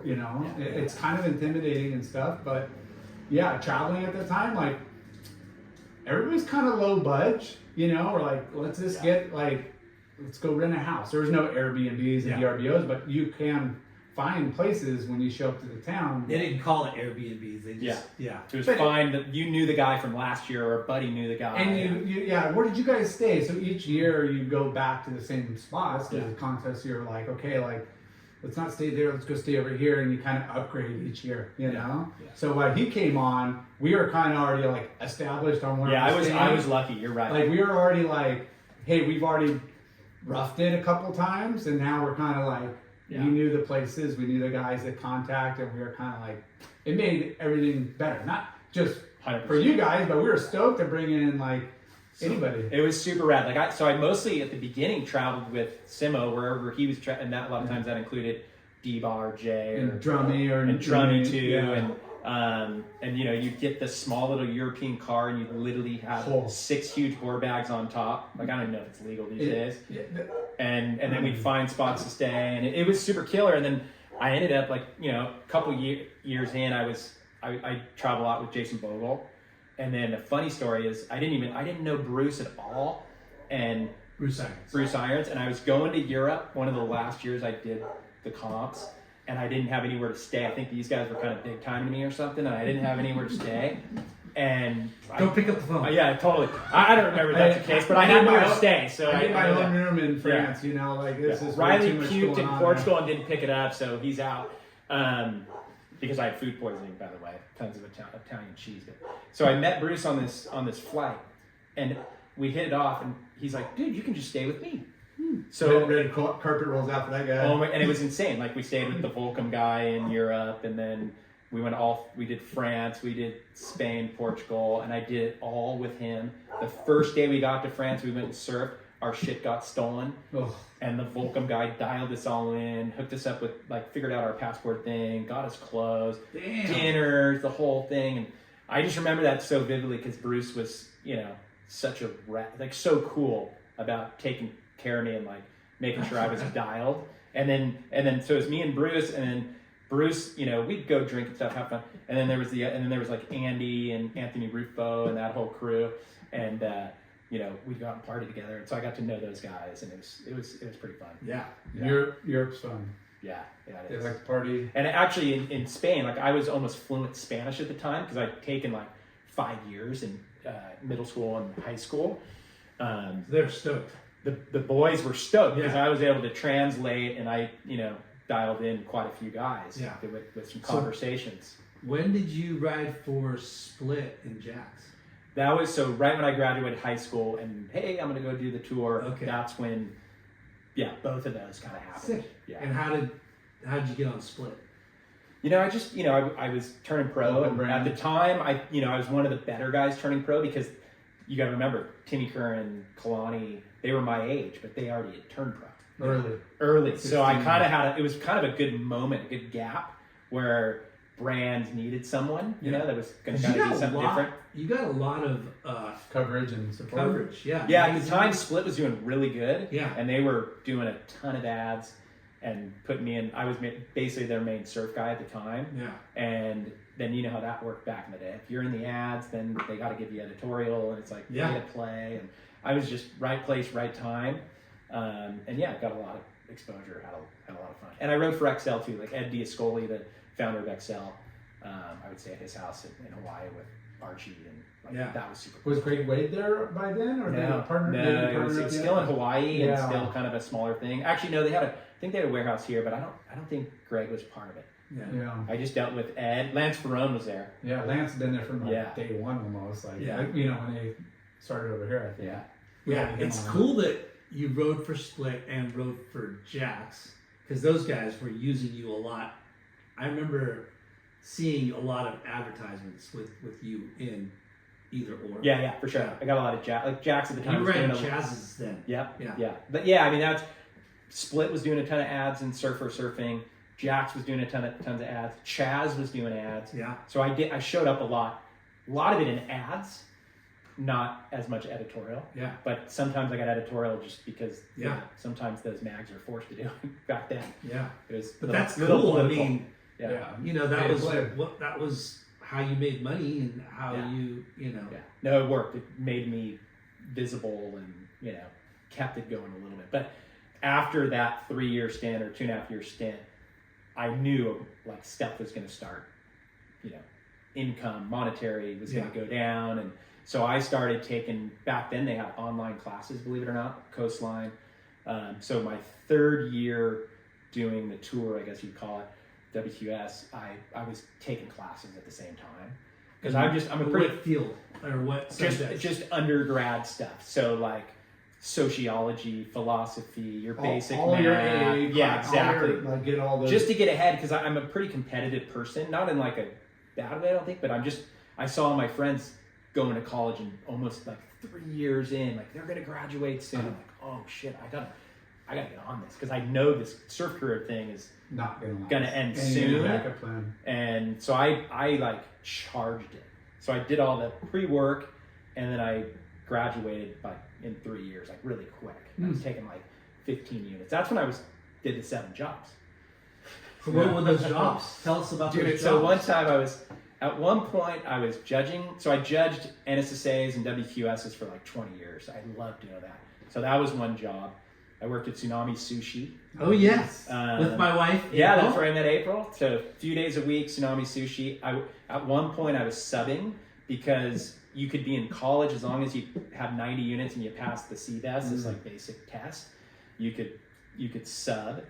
I heard that was decent pay. Like It was $150 a day back then. Yeah. Which, you know, I'm 47, so yeah, shit, what is that? 27 years ago. yeah, $150. I mean, I was making pretty good money. Like Tsunami, you killed it. all cash on the table. All pretty much all cash. outside of your The subbing thing, the judging, you didn't make. It was dog shit pay, but it was worth it because it was $1.25, but you're there for a long time. Yeah. And then I was throwing nightclubs.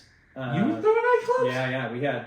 So I don't know if you know the guys who did the social group, like Matt Meddock and the Gene and those guys. So Matt was my partner, and then Ryan Heapy was my partner. And we probably had probably the best 18 and over club for probably 2 years. Wow. And then what were they called? Beach House was our main one, and then we did and we did another one with Chris Friel at MVPs, but that one didn't do as well. Chris Friel. Yeah. Yeah, he threw a lot of parties. He threw a mammoth like New Year's party. Yeah, he was great at it. He was super organized. Yeah.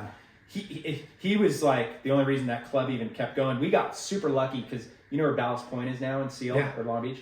That used to be Corey's, and the guy needed income. So we basically did every Wednesday night there, and then our buddies did every Friday night. And it was a pretty rap venue on the water, and we got 18 and over at a rap venue, which is tough to do. Yeah. But something happened. Things went a little sideways. He kicked us out. Then we went to Live Bait, and the venue just wasn't as good, and we just went. Like, it was not great. But we were It used to rage. It used to. back in like the K-Rock like 80s. But when I was around, it was a suspect location to have a club, but it was our only option. But I was making, we were making some good money doing that Look at stuff. this guy, 7 jobs. Yeah, I don't know if that adds up to 7, but at one point I had 7 jobs. Mike I remember- Schindler paid his USC. Yeah. No, Shuey was an inspiration because I knew he was throwing clubs. Yeah. I almost did stuff with wheat and Budlong because I was like, man, this could be a really good business. Yeah. But I met my wife kind of at the tail end, and it wasn't a good thing for that kind of. So what was Long Beach State surf team, was that after? That was before, and that's what kind of got me. That was a segue into this club promoting thing because we were doing it for the Long Beach State parties. We were throwing club. biggest parties with bands at Taco Surf. We did one at Hard Rock Newport, and we were just letting everyone come in for free. And I don't know if it was Heapy or one of my buddies is like, dude, we see Gene Brazil and these guys making all this money at what was it, Stratosphere or Atlas or All above. Metropolis, I don't know, All whatever. above, and we were going to those, and we're just like, wait a sec, we can do this. You Yeah. know, so that was kind of the work up to that. Yeah. We talked about, not getting too sidetracked, all the awesome Orange County places we could go out Yeah. every night of the week. Yeah. There was something. Yeah, there was. Within like, from Newport to Huntington, like Long Beach, like there was a 20-minute drive, and there was always a killer, whether it's 18 or 21, every night of the week. Like, There was a lot to do. there was a lot to do. Yeah. And, I say something to, Gavin Hoy, who did the Sharks Club up in Costa Mesa and a couple others. And you look back at all the guys that were throwing clubs, and like, they were doing well.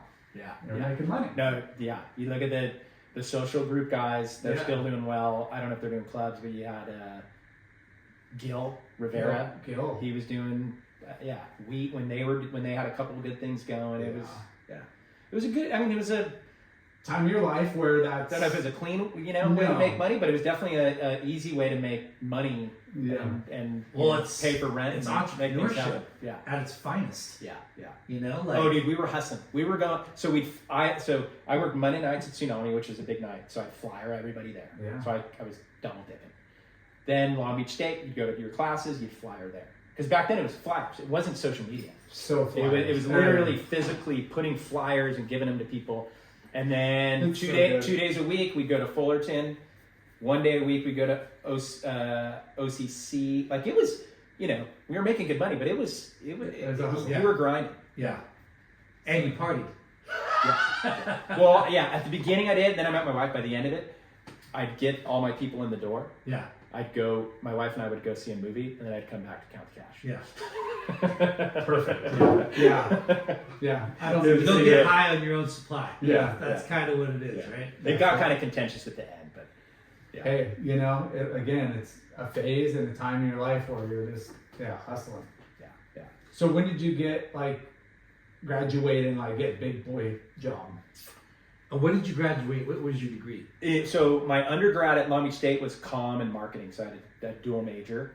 And honestly, so during all that time, I forgot to mention I worked for Vipe at Propaganda. Oh shit. He had his consultancy, Yeah. so I worked there a few days a week. S&P too? Then when he went to S&P, I worked at S&P, and then when that thing ended, Minus Reaction, I kind of rode for them at the tail end of my deal. Yeah, And so I worked for them. I actually was a sales rep after, what was the one guy who did all the boutique stuff? Jason Bates. oh yeah.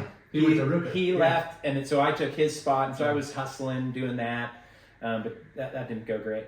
And then, so I really, my intention was to stay in the surf industry, but I was getting pretty serious with my wife and, trying to save for a ring, honeymoon, a house, whatever. And the best job I had out of college that seemed pretty lucrative and interesting was to be a superintendent in the Port of Long Beach. Which is close. Which is close, Yeah. and it was good money. Yeah. Because essentially, believe it or not, and I was probably 23-ish, 24 maybe, that job, you manage the union labor. So the guys I was managing were the head dock workers, the clerks. All these guys were, 55 to 65, making $300 to $400 a year. Carry And shop. I was their manager. Kerry was he's the one that hired me. Like Jeff O'Donnell, I owe him a lot. He's the one that got me the job. Yeah. Kerry was the big boss. Yeah. And Carrie used to live in this neighborhood. yeah, Carrie lived next door to Jason Shelton for a long time. Yeah, I think yeah. maybe still does, but he was awesome. Yeah. And I say this to everyone that I've only gotten jobs my whole life because I surf. Truly. Yes. Like it's Yeah, amazing. That's like that's And you great to surf hear. well. I don't know if that helps. But the networking. Oh yeah, that's it. The networking That's and part of the brotherhood Yeah. of the surf culture Yeah. has given me every single job. Every single job, and that one included. Carrie Shaw and Jeff were surfers, and they wanted to hire surfers. Then I went to Fedex. Paul DeVoy was a surfer. Yeah. He hired me because I met him through surfing. Yeah. Quicksilver. Rob Colby gave me the job because I was a surfer, and I was, but like everything was because of that. We all 100%. everything is surfing. Yeah. One quick little sidebar story. I'll try to make it quick. Carrie Shaw. Working at HSS, working Safari Room, right?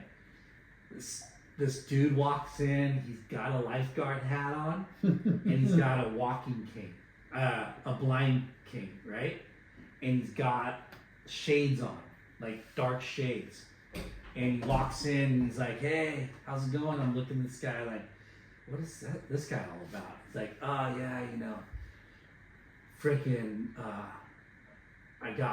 I'm a surf, I surf." I'm like, "What happened?" And he's like, "Oh, I surf river jetty and an amoeba attacked my iris, and so something ate his iris. Holy shit. So he went blind for That's Carrie Shaw? Carrie Shaw." No way. Yeah.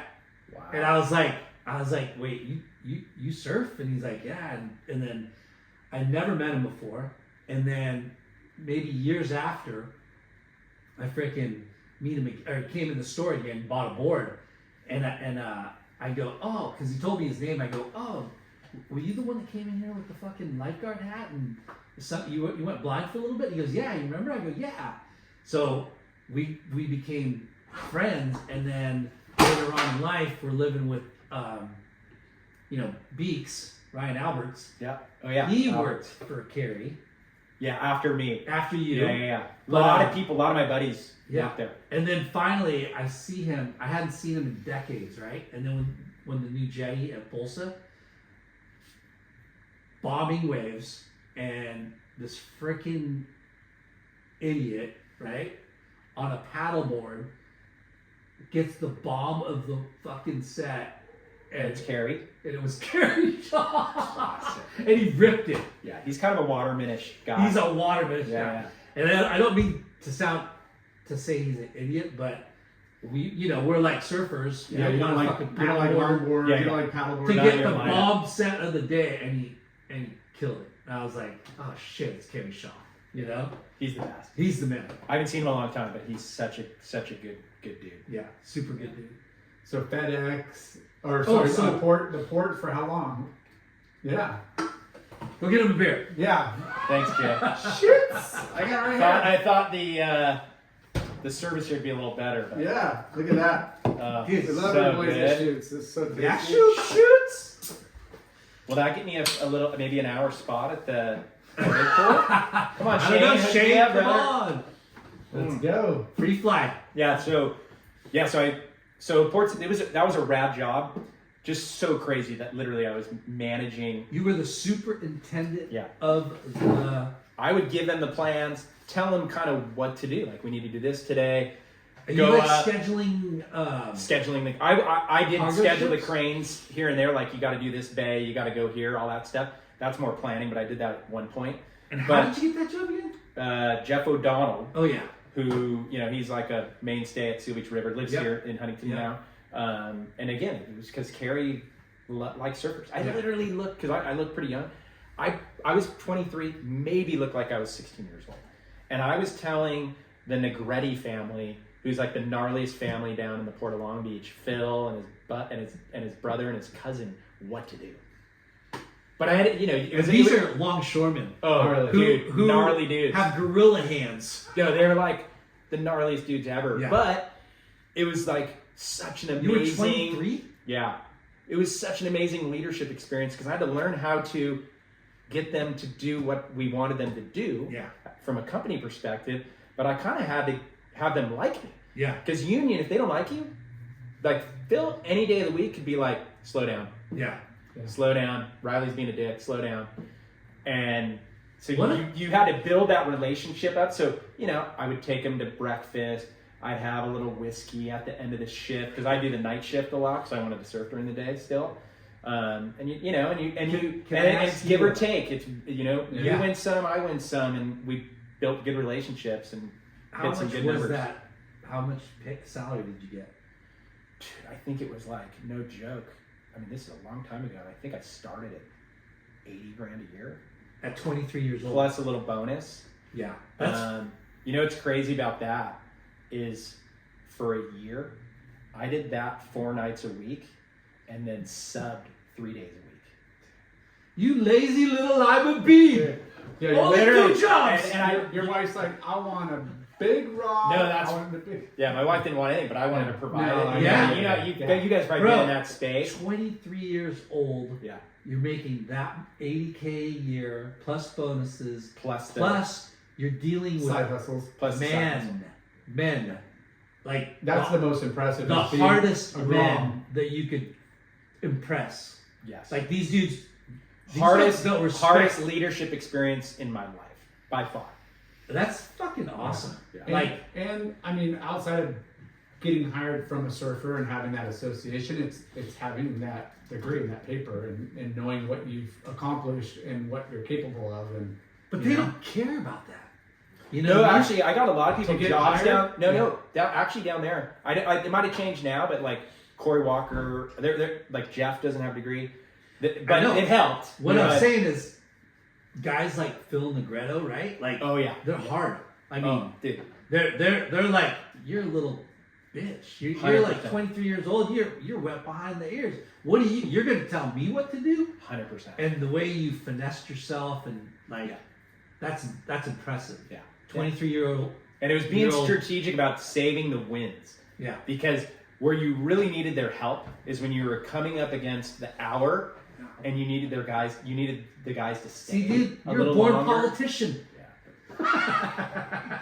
yeah, play and give and play and give and just work around. that. Imagine being 23 years old and then looking, having to tell she's probably in his late 40s, early 50s. Oh no, Phil Negretti. Yeah. I remember him vividly because we hit it off. He was just such a good dude, and he was probably 65. And then A the 23-year-old. dude, the main clerk, no joke, was 80. Yeah. Still working. But No, I mean, he maybe 75, but he was ancient. But me and him would have a little whiskey after Yeah. shifts here and there. And Yeah. that he just loved it. that's kind of amazing. You know what I mean? Like I'm accentuating this little story because it's so perfect. You know what I mean? Like you're 23 years old and these old codgers Yeah. who are old school are listening in to a man's world. in a man's Yeah, world. like there's just like you said, rough and. But just- you like proved yourself to them and not just proved yourself to them, but figured out how to get on their good side. Yeah. You know, And a lot of it's just, I mean, back to throwing down. and a lot back to the Cialdini book, the compliance scanning book, likability. I was just, I think I was likable to them Yeah. because I wasn't Weren't gonna, too I pushy, wasn't, weren't changing- yeah, I wasn't you gonna weren't try and rocking the flex boat. on them. I Where was do you gonna- think you got that insight? Just from the book, or your upbringing, your mom, your grandpa? I don't know. You think about it. I had all those jobs, and Yeah. I was a hustler.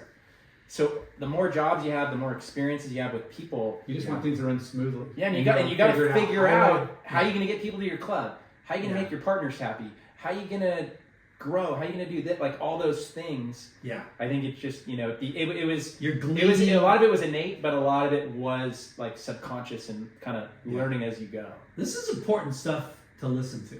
Yeah, no, for You know, sure. like, People It's pretty in cool. relationships and communication is so key. And essentially, you guys are on the same team, but at different. Oh, dude.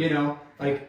And these it really, you're really not on the same team. No, because but it's you're- a union, but- and they hate the management, and Yeah. they think they're not making enough money, and we don't think we're making any money. It's like such I mean, a as weird a team, you need to do dynamic. stuff. Alpha. and Yeah. Yeah, like For sure. You guys have both different things, but you Yeah. got to play it to where Yeah, your friends. You're dealing with alpha egos. Big time. Huge. As That's big cool. as they get. So what? I'm glad we brought that story up. Why did you bail from there? Just working nights and. It's so one of my best friends, Matt, runs the terminal now. He's like Carrie Shaw. And he's done great. Like, made a lot of money. He's got a great family, but it's stressful. Like, we call him Grandpa Suits now. He's got a lot of gray hair. So I couldn't do it forever. Yeah. And I really wanted to be in sales. I just felt like my skill set was more meant for that. And I had actually tried to get a job at Fedex during that time period. Like, when I was going, when I got out of college, I was maybe going to go into commercial real estate at Grubb & Ellis, FedEx, and at the time I had no experience. So this guy, Chris Sahoza, didn't give me the job.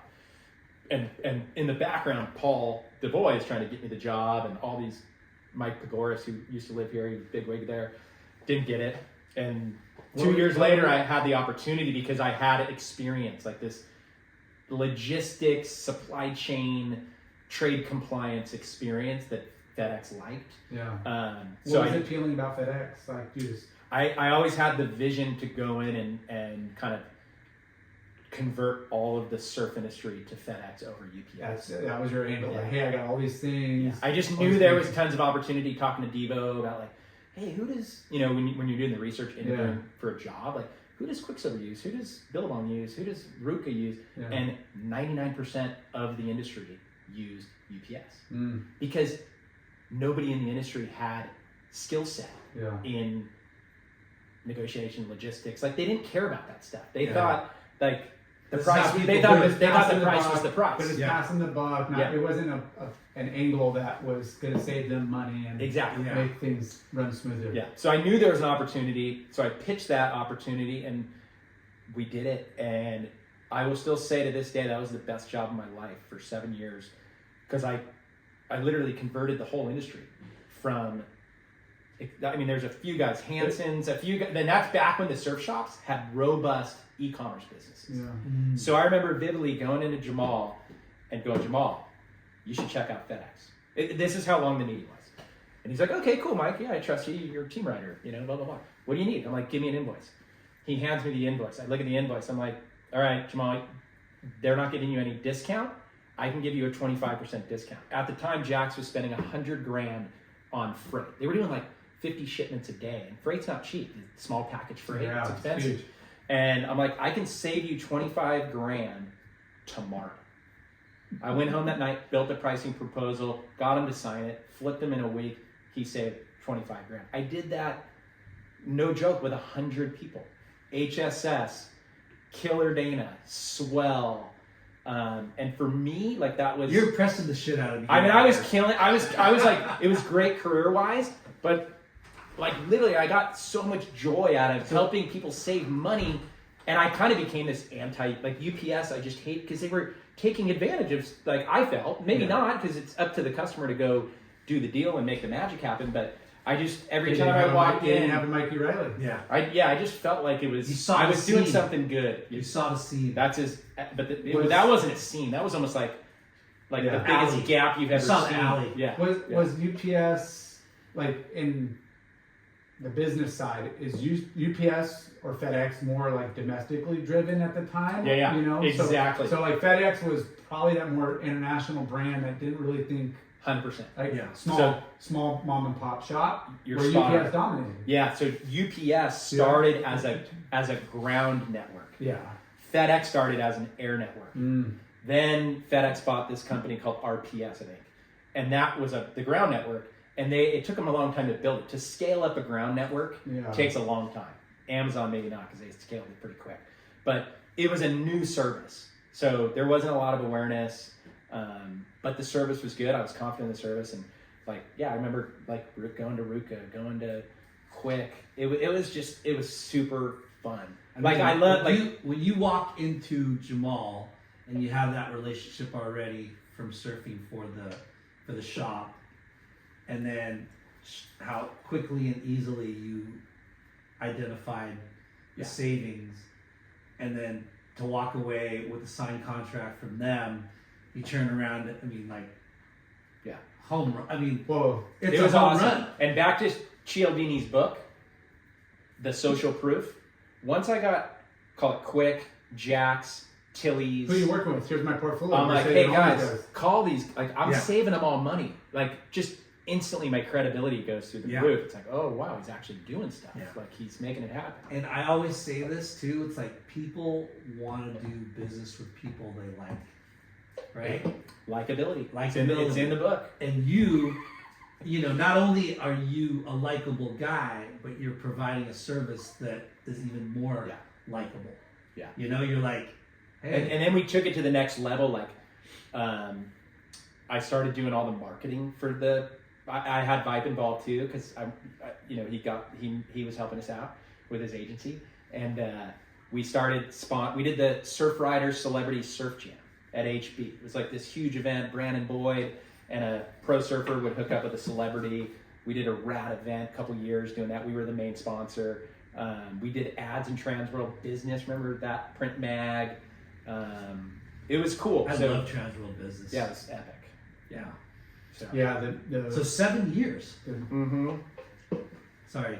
no, I was just saying the Transworld Business where they did the hype meter or the exposure meter, meter. Sorry, yeah. With the athlete and then the brand. Yeah. Yeah, that was cool. Like going back to pay to play and who's getting what, like they just totally broke it down. Like, Bro. you spend X amount of It dollars. was pretty good, but I love the Jeff Harbaugh article on that every month. Yeah. Because it was- I remember that name, but for me, as when I was a sales manager at Podium, I would just rip out the fucking. They always did the regional, like rankings, yeah. like Midwest, Southwest. Oh yeah. You know, of skate brands, clothing brands.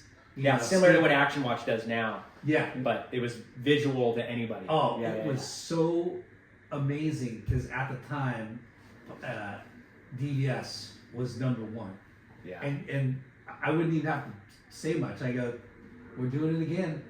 Yeah. Dude, that's what Made your job Shelton. real easy. That's what Shelton did at Billabong, Yeah, like with Action Watch. Yeah. Made my job. They job basically, real easy. they'd go in and go, look, we're the #1 surf specialty brand. Why aren't you growing with us? Why are we #3 in your store? We should be #1. We're Yeah. #1 with everybody else.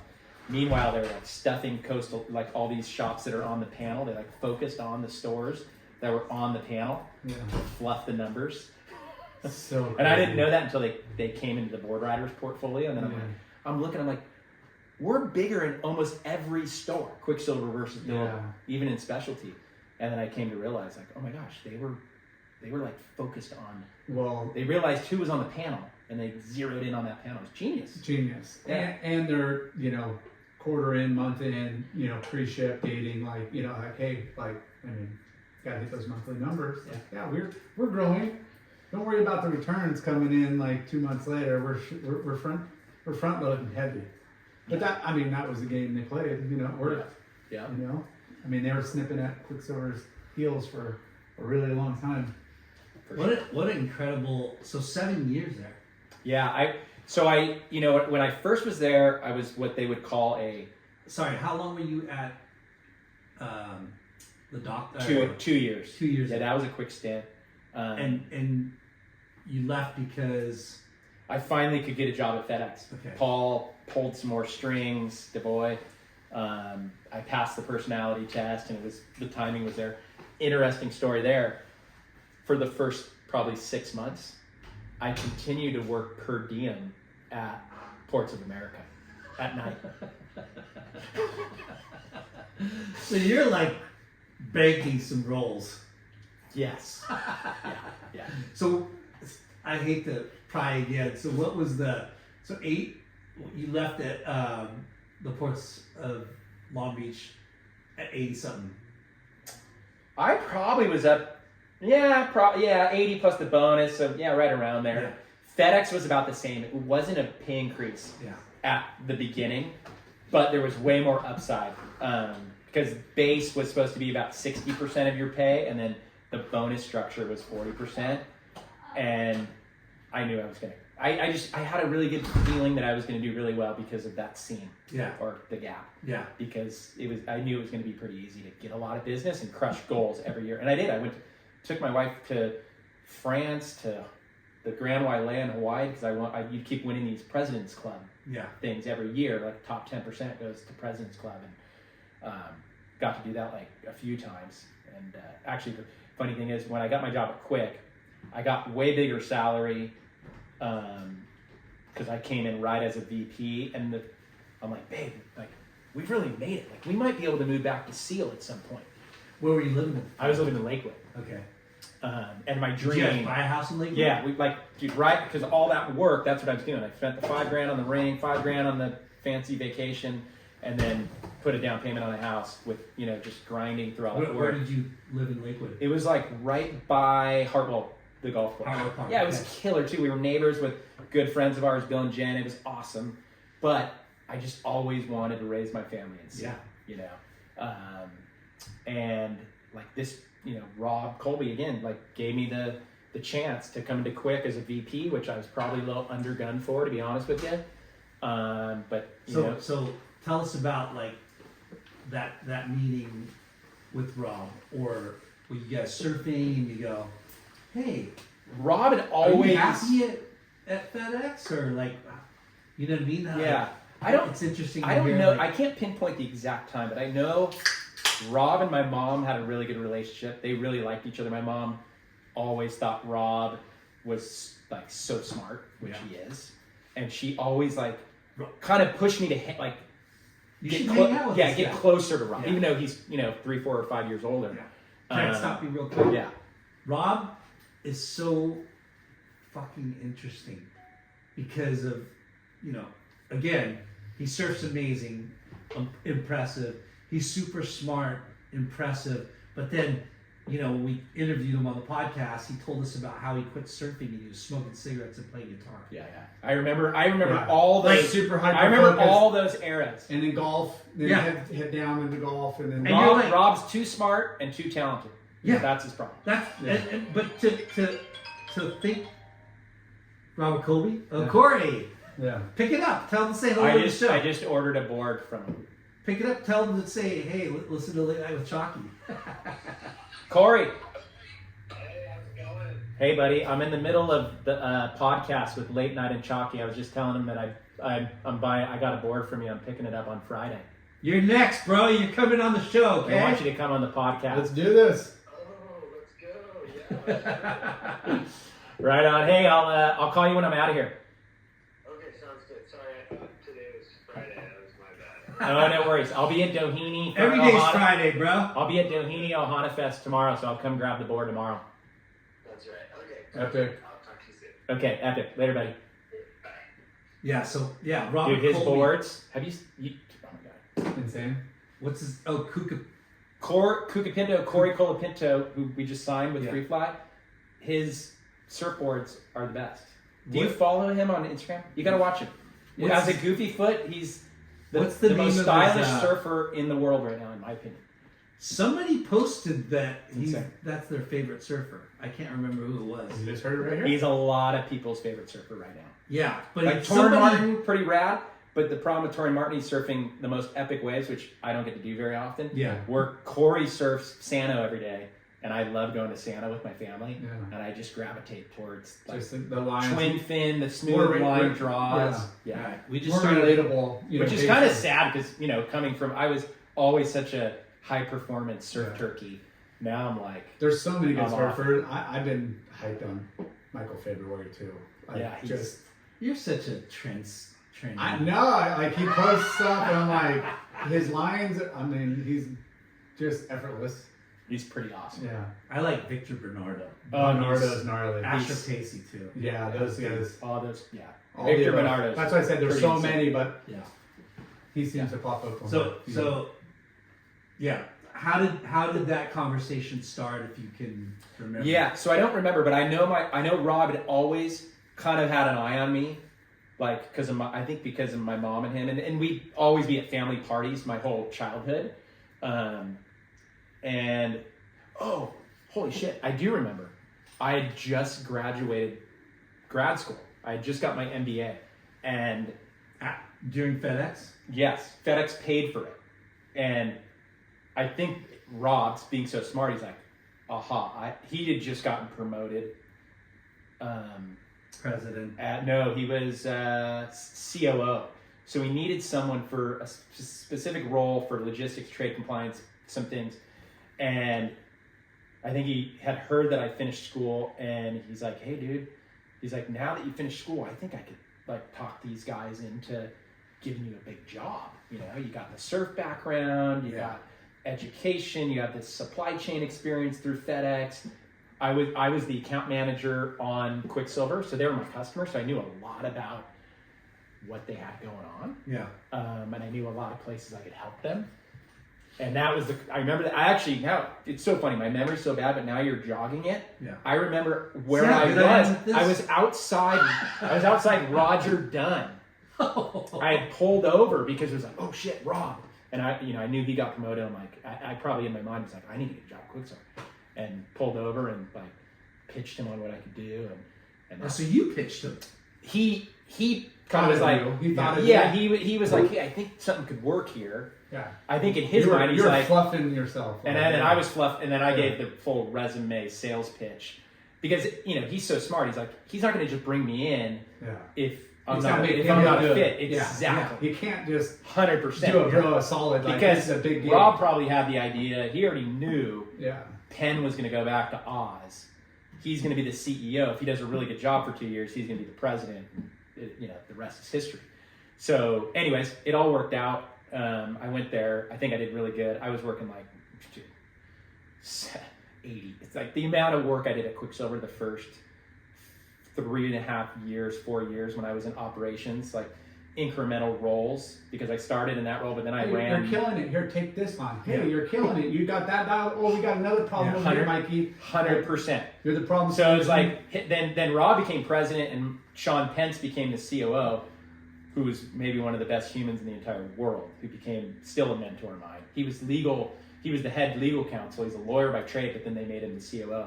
And I started working for him. And then they're like, hey, we can't find someone to run sales operations and customer service. You want to do it? And at that time, they had promised me I could run marketing. Because my kind of agreement at the beginning with Rob was like, yeah, I'll do that operations bullshit, but I really want to be sales or marketing and like be back in the game.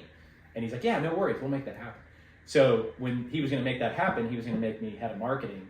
And then they both took me out. I remember this vividly. Took me to Mexican food. And they're like, hey, Reilly, you can do whatever you want, man. It's your choice. You could do the marketing thing. But if you do this and you're basically running operations, this is going to be so much better for your career. And for all intents and purposes, they forced me to do the operations job. And I ended up doing that. And then, the rest is kind of history. Yeah. And then eventually Rob was still there, but he didn't have as much power at the time. But Taylor Wisenan was the head of Quick Sales.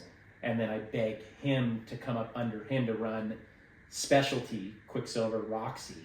And Taylor hired me. And that's how I kind of got out of the operational kind of realm, which was good because it was not sustainable with a family and how much work it was. That's crazy. Not that I don't work a lot now, but like it was, I mean, dude, I did, thankful to Rob, he had me in every SAP meeting because they implemented a whole new system. Yeah. I went to every single blueprint meeting, implementation meeting for the whole company. I learned more about business in that about 6 months to a year on top of my day job because Rob's like, hey, if you want to go somewhere in this company, you got to go learn everything. And he let me, even though I had a day job, he let me go to all these meetings. He like pushed me to go to all these meetings. That's awesome. So I learned everything from supply chain, inbound deliveries, finance and FICO, and all from a systems technology perspective, all the buzzwords, and so then I did that. So then they had me on all these IT projects. I was basically running IT for sales. I was doing B2B. We implemented one of the first B2B tools after Burton. We did Salesforce.com my first time in the surf industry. And that's all because Rob and Sean eventually gave me all these opportunities. Yeah. It was everything's opportunity based. Like, of course I grabbed a hold of it, but if the door wouldn't have been opened by those guys taking a chance on me and really mentoring me. Yeah, you wouldn't raise your hand like, I wouldn't even know what it was. Like ERP, what the heck's that? Yeah, that's good. Damn. It's kind of, it's interesting that, those guys had the foresight that like, hey, like, I don't want to do that. Like, we need one of our boys to go learn all that shit. You know, kind of like essentially. And I think Rob and Sean probably knew they a were lot so of it. busy. But there's no way they could go to these blueprints. But they needed Rob was in somebody- a bunch because he actually was the project sponsor. Yeah. So he was ultimately responsible for the ERP SAP project, which was one of the biggest projects they probably went through ever. Yeah. But he was in like these executive type meetings, like, all right, who do we got to fire? Who do we got to hire? Well, I mean, look at the. I was like nuts and bolts, like figuring out how this field in a database goes to this field in a database, like that kind of detail. But you know, those guys are super smart, surrounding themselves with good people, and making sure they have the tools and the know-how. Like, you need to know all this because what you know is going to come back and help me. Totally. You know, I need you to Somebody like. they know that's going to take the job seriously and that they can count on it. Yeah, because And Rob work with them. Rob and Sean too. They were always like that, where there was never this. Oh, I don't want Riley to know more. Climb over me. It was the total opposite. Yeah. Like they wanted the most. You know, there was the select few. Yeah. But There wasn't no they corporate- wanted you to be better than they were. Yeah. You know, it what I wasn't mean? about corporate. What do you call it? Corporate ladder climbing. Yeah, because a lot of times you have your boss. They're so worried about you. Yeah. And I've leapfrog. learned that from Rob and Sean and a lot of the leaders I've had. Taylor, like I've been Ted Lee. I've been really lucky to have good leaders and learn. Yeah. Like I want the people below me to know more, do more. And if they kick me out, oh well, I'll go to another job. Yeah. Who Yeah. cares? But That's humanity, is helping people get better But that's also surfers that are boys. Well, for sure. You know a little bit. They're not- That probably played a lot of like them being so open and supportive. Yeah. You want to surround yourself with like-minded people, and obviously surfing being the common denominator on that is like, dude, like, I don't My want boy. some. This is a job that they could probably go hire from XYZ college and some other company and implement them in there, and they're going to do a killer job. But like, do I want to hang out with that dude? I want to hang out. Wait, are you going to double my salary? And trust them too. Trust him. Like a perfect example is when Brad, we could have a whole like podcast on the last few years in Quiksilver before I left, but I was behind the scenes helping Brad get the Quiksilver. He was at Ruka, president again for the second or third time, but I really wanted him over at Quiksilver really bad because I knew he could do a good job and we were friends, and then so he came over and he fought so hard to get me elevated roles, whether it was like president of Americas for Quick or head of marketing. But at the time, like Shannon North and they just weren't into it.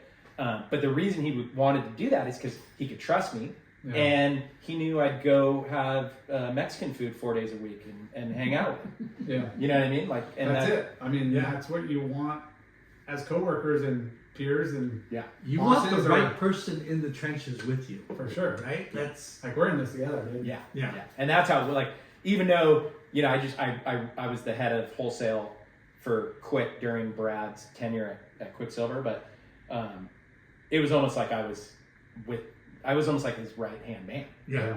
I was in every meeting.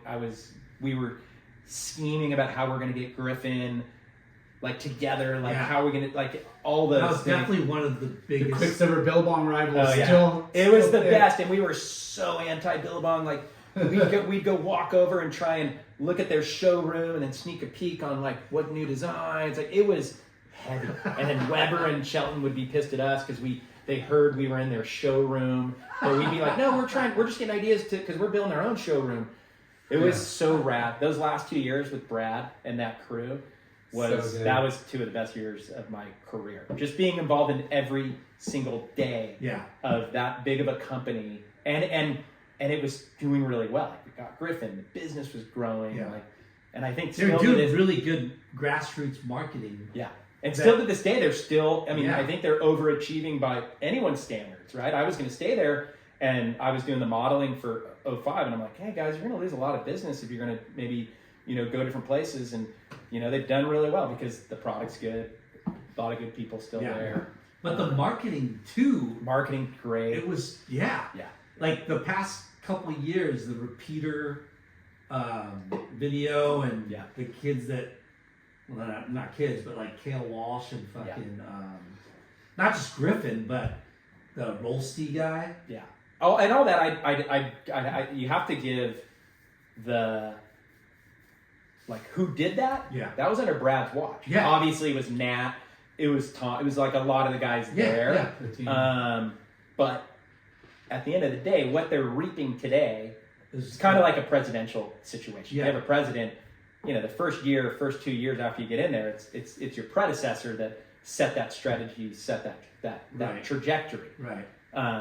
And that's, I would say that's part of it, but it's also, they installed a good team and everything's going really well. But I would be doing disservice if I didn't say that Brad and his crew, and maybe me a tiny bit, had a lot to do with, like, I would say the resurgence of Quiksilver. Yeah.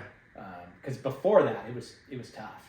Yeah. I mean, I was there a lot of years where it was. Losing it was the product was Kelly- mediocre. Like Kelly it was and tough. Dane, and there was definitely a void where it's Yeah. like, dude, it's never going to be the same. Like it's just not the same. Yeah. And they slowly, chipped away at like bringing youth and like some newness, edginess. Yeah. And then good product, like Brad. He brought in Boyd. He brought in like good product guys, and I think they kind of, from a surf industry lens on product, which now that I'm at a different place, it's much different. Like where I'm at, way more premium, way more innovative in terms of fabrication and elevated stuff. But in that price point that they work in, I think they're still doing a lot of the best surf product. It's cool too to see our friends, like, because we're all friends. And did Brad go to school? Did he go to college? Oh yeah, Fullerton. Cal State Fullerton. Okay. Yeah. I was We gonna say. interviewed him, dude. You don't remember? I don't remember him. I remember that, bro. Okay, well, I remember too. Yeah. I listened to that. I try not he to worked remember at the people city who gym go while to he went to Fullerton. I remember that. And Paul Frank. And, Oh, I was in that. I was in Yeah. one of those basketball leagues. yeah. That was awesome. So good. But like, our friends are presidents of companies, the biggest companies in surfing. yeah. Well, he's president of one of the biggest companies in golf. In golf now.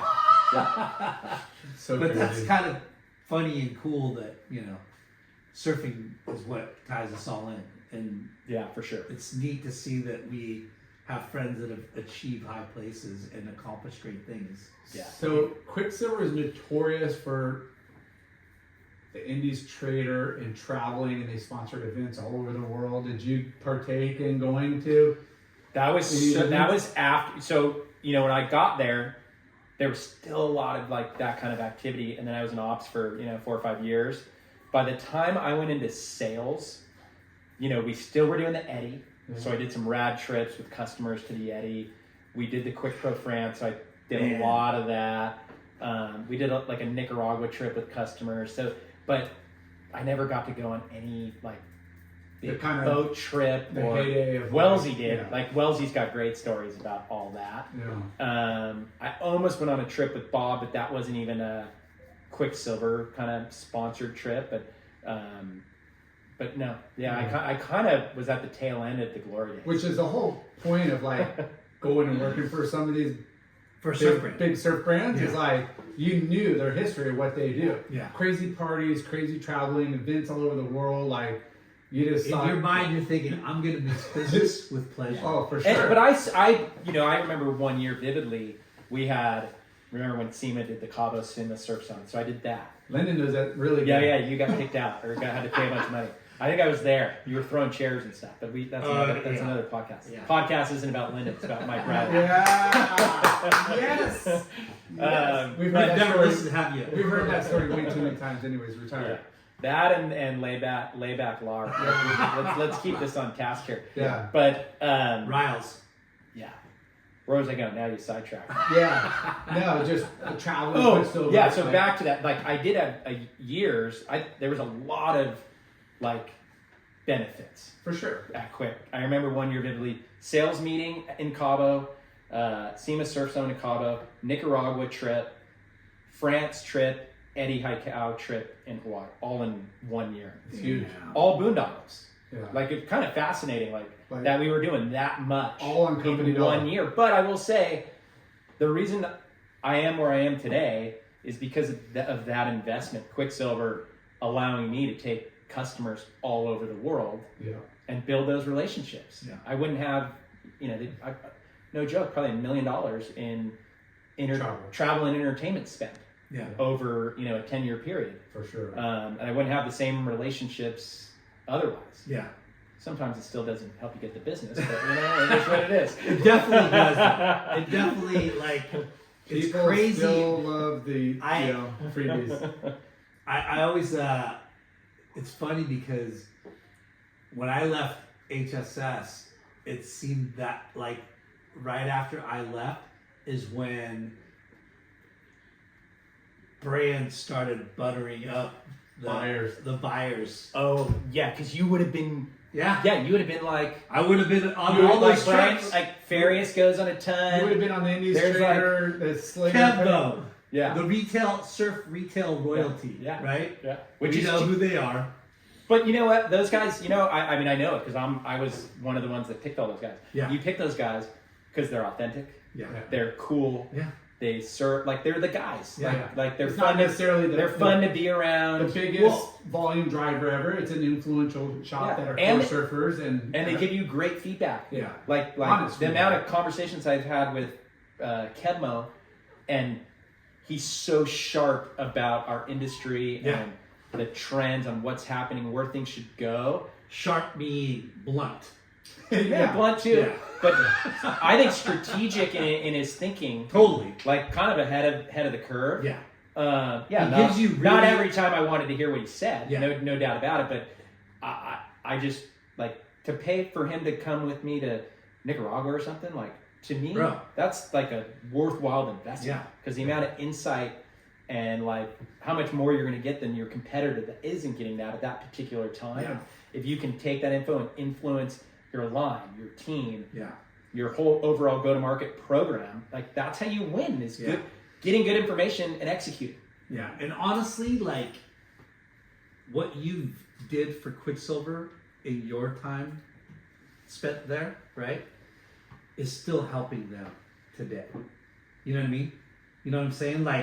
Even though you're gone and Quiksilver might not be in the place that it should be, right, because of all the changes, they're still not going to give up on it because you're gone, but because of the time and experience that you gave to them. You know what I mean? Yeah, I mean a little bit, but I think the people that are there, the Benny Biglers, the Jay Lightburns, the Pat Okoviches, the Bobs, right? But I I will say, I mean, trying to be as objective as possible, I do think that there are still some tailwinds from Brad's regime, which I would consider me a big part of. Yes, that's what I'm saying. Yeah. What you did back then laid some foundation or seeds that are still growing, right? Yeah. But you got to give kudos to the people there because in my mind they've overachieved. Yeah. And they're doing everything right. Yeah. That and they can, Hopefully the new regime listens to the Benny Biggles and Lightburn. Oh, they do. I mean, and that's honestly why they're probably outperforming compared to how people thought things were going to go down, right? Because they are listening to all the whole crew. You look at, Hurley was the first to kind of go through that whole licensing gig, and everybody thought you heard stores, they're out, they're done, I'm not buying it, and then the ones that did say, hey, I'm gonna ride it out and see how they perform, and because there was a healthy business for a lot of retailers, Yeah, I would say just the execution. Yeah. Wasn't as good. I think Hurley learned a lot. Oh, for sure. Because they made a lot of missteps. Because, and in fairness to them, they didn't know what they were getting into. And maybe they didn't hire the right guys. Who knows? I don't even know the inner workings. Let go of certain people too early. Totally. And they definitely made a great comeback, in terms of, they got Brett and good guys that are giving them good info. Whereas I think Quiksilver had that look of hey, this is what Hurley didn't do. Yeah. Kind of had a little bit of a roadmap. Totally.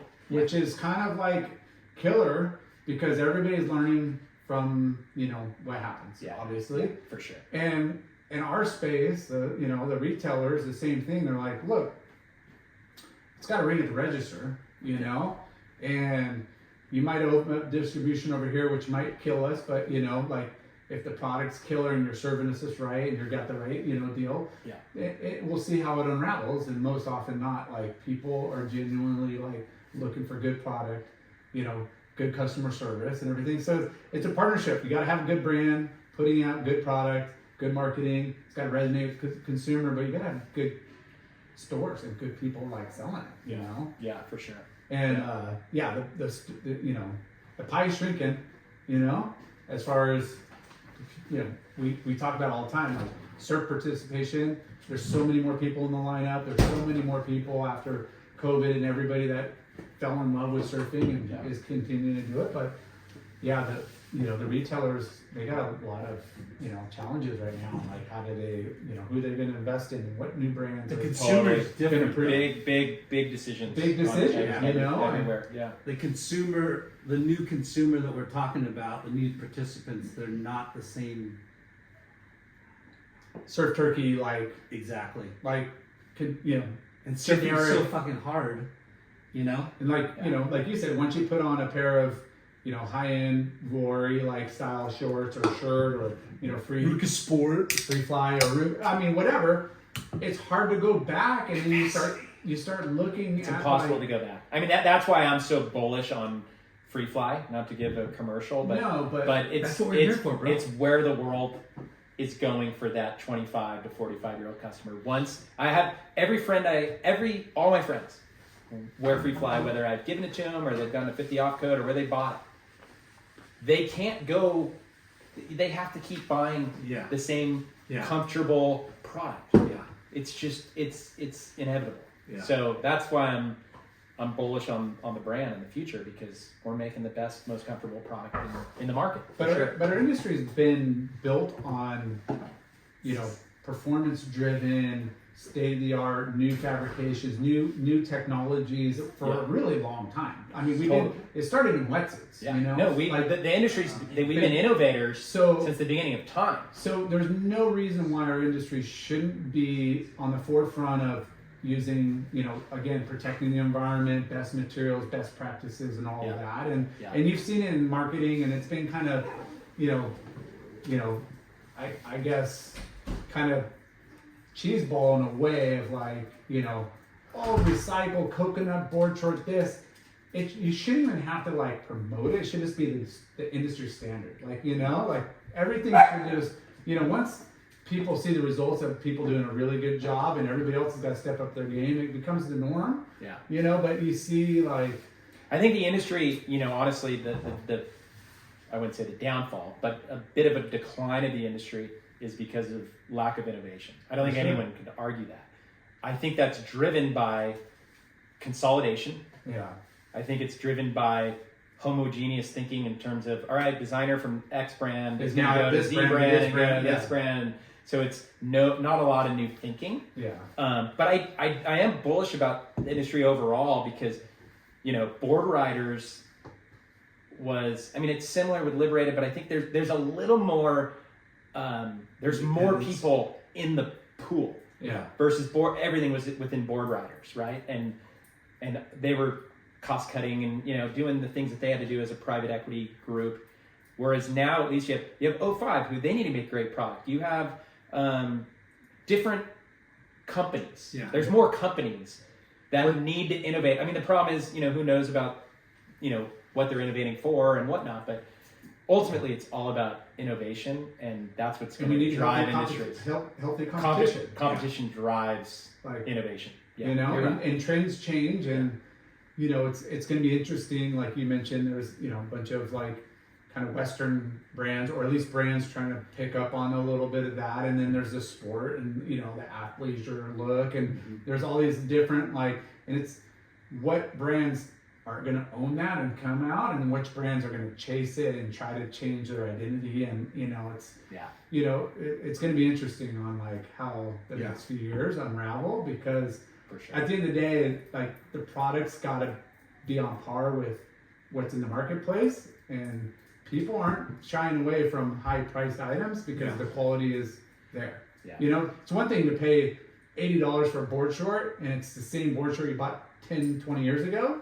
But the board shorts you're buying $80 are way better. way better. Yeah. You know, and the messaging and the, you know, the business practices that's going behind it and stuff. And Well, and that's the thing. Like the way a lot of brands were designing was designed to a cost or designed to a price point. Yeah. And because we were all, I was probably as guilty as anybody. Like, no, we need that board short at $59, or if it goes over the kill zone at 59, it's not going to work. And that's really what hurt. Because then, in fairness to the action sport surf designers, they weren't able to go make magic happen because they were confined into this price point strategy, which just wasn't good for the industry. But a lot of retailers like forced you to be within those price points, and unless it was Dave Nash or some others who like yelled at you because you were within that price point, they wanted you to be way more. Yeah. So I think that now that there's these brands that are commanding higher price points and selling through, I have a feeling that industry will get better. There'll be more innovation. There'll be more leniency with designers to do cool shit. Yeah. You know. Well, you know, we're in a world of information at your fingertips, and you know, we used to say fast fashion, you know, and now fast fashion doesn't belong in our industry. No. And it's not, our industry is not fast fashion. Don't you ever say that. I didn't say our industry was. I'm going to cut that part out. I didn't say our industry was but there fast are, fashion. but I'm saying there are points in time where it was. Trends. There was some stuff that would disintegrate pretty quickly. Yeah, and I'm not saying. Which goes against the whole mantra of our industry, saving, you know, being sustainable and not having like environmentally friendly. Yeah. But I'm just saying fast fashion in regards to what people see on their phones and trends. Yeah. And having like legitimate, like, you know, hey, it takes forever to make a vision, a drawing on a piece of paper to an actual physical, you know, garment that's in the hands, you know? And it's like one of those things where it's, you know, I think everybody's getting so focused on like, you know, a fast fashion look because they're seeing so and so and some celebrity or some TikToker or whatever see something and it like goes. I don't think that's really moving the needle with brands though, as far as like staying authentic and having like deep roots of like really good gear that's meant for whatever element, you know? Yeah, for like, sure. Hey, business attire, surf attire, snow, whatever. And it's like, hey, people are going to buy this because of the brand and how well, you know, does it have Gore-Tex on it? Does it have 4-way stretch, antimicrobial? You know, like people are looking for those products because it's like, that's what they want to wear and they're okay paying for it. And they don't, it shouldn't be they're buying it because it's not going to be on trend in 2 months or 6 months. They're buying it because it's a killer piece of product. Yeah, for sure. You know? Yeah. T-shirts, you know, on the other hand, graphics, those change quite a bit, you know? Like you've seen the trends. 90s trend.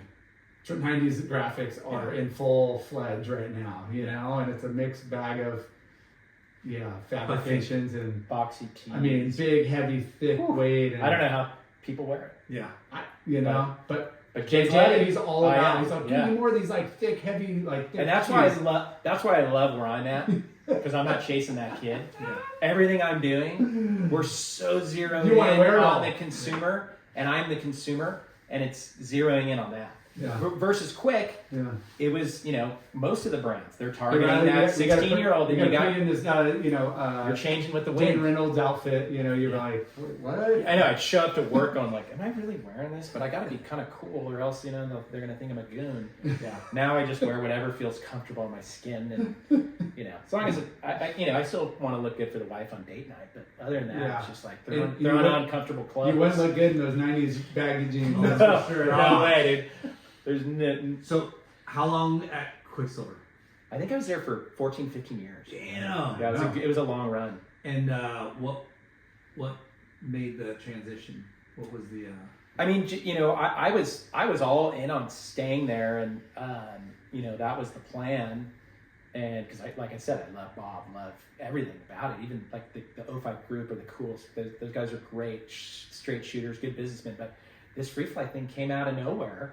And as I kind of researched that kind of opportunity, I realized like I need something different. I need that hunt, like that growth kind of opportunity. And the more I researched, Free Flight had that.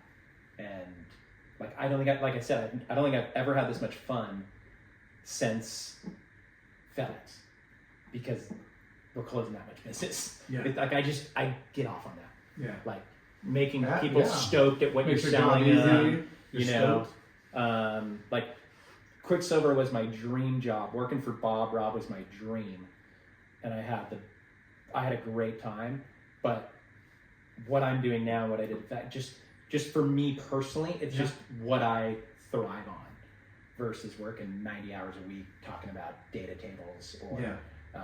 You know, even at Quick, there's a lot of up and downs, like the industry, riding the industry up and downs. Whereas like right now, the outdoor industry is down 5 to 15%. We're up 20%. It's like I'm in a spot where I don't have to be aligned. Our performance isn't aligned to the industry.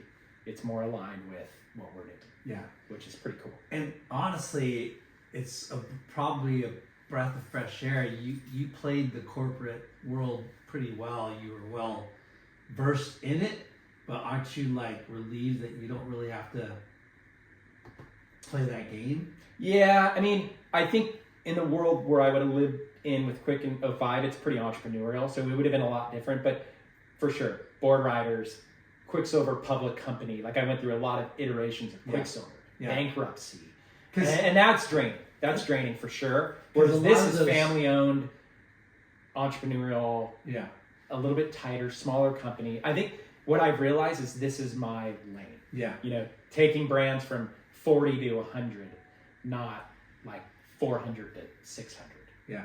And that's kind of awesome to hear too, because, you know, you honed your skills and your experiences at these other places, you know? Yeah. And it's when you're in that corporate, publicly traded, you know, not private equity, but private equity, and it's like a shell game, right? Like a lot of decisions aren't yours. Yeah, for sure. You know? Yeah. And a lot of decisions. Even when I was with Brad in that 2 or 3 year period where I would argue I was like number 2 guy or like right there, we didn't make all the decisions. That's what I mean. Right. So frustrating. Yeah. Whereas now I'm on the executive team, and I would say I have a pretty. I would say I can influence a lot of decisions. Yeah. I have a boss, Sterling Boyd, who's my CEO, who I report to, and she was the ex-president at Oakley. Like really knows what she's doing and awesome. Mm-hmm. But she's making the calls. Yeah. You know what I mean? Whereas like if Brad was making the calls, we would have had a lot more fun. There was still that inertia of decision making up into the private equity world. Yeah, for sure. But yeah, what I'm saying is like it's so. I'm sure you're like you sleep a little bit better because of that, you know, and you're in a company that your destiny's still the runway to success is still long. Yeah. Right. There's still a long way to success. Yeah, you're not a fixer. You're not going in. You're kind of.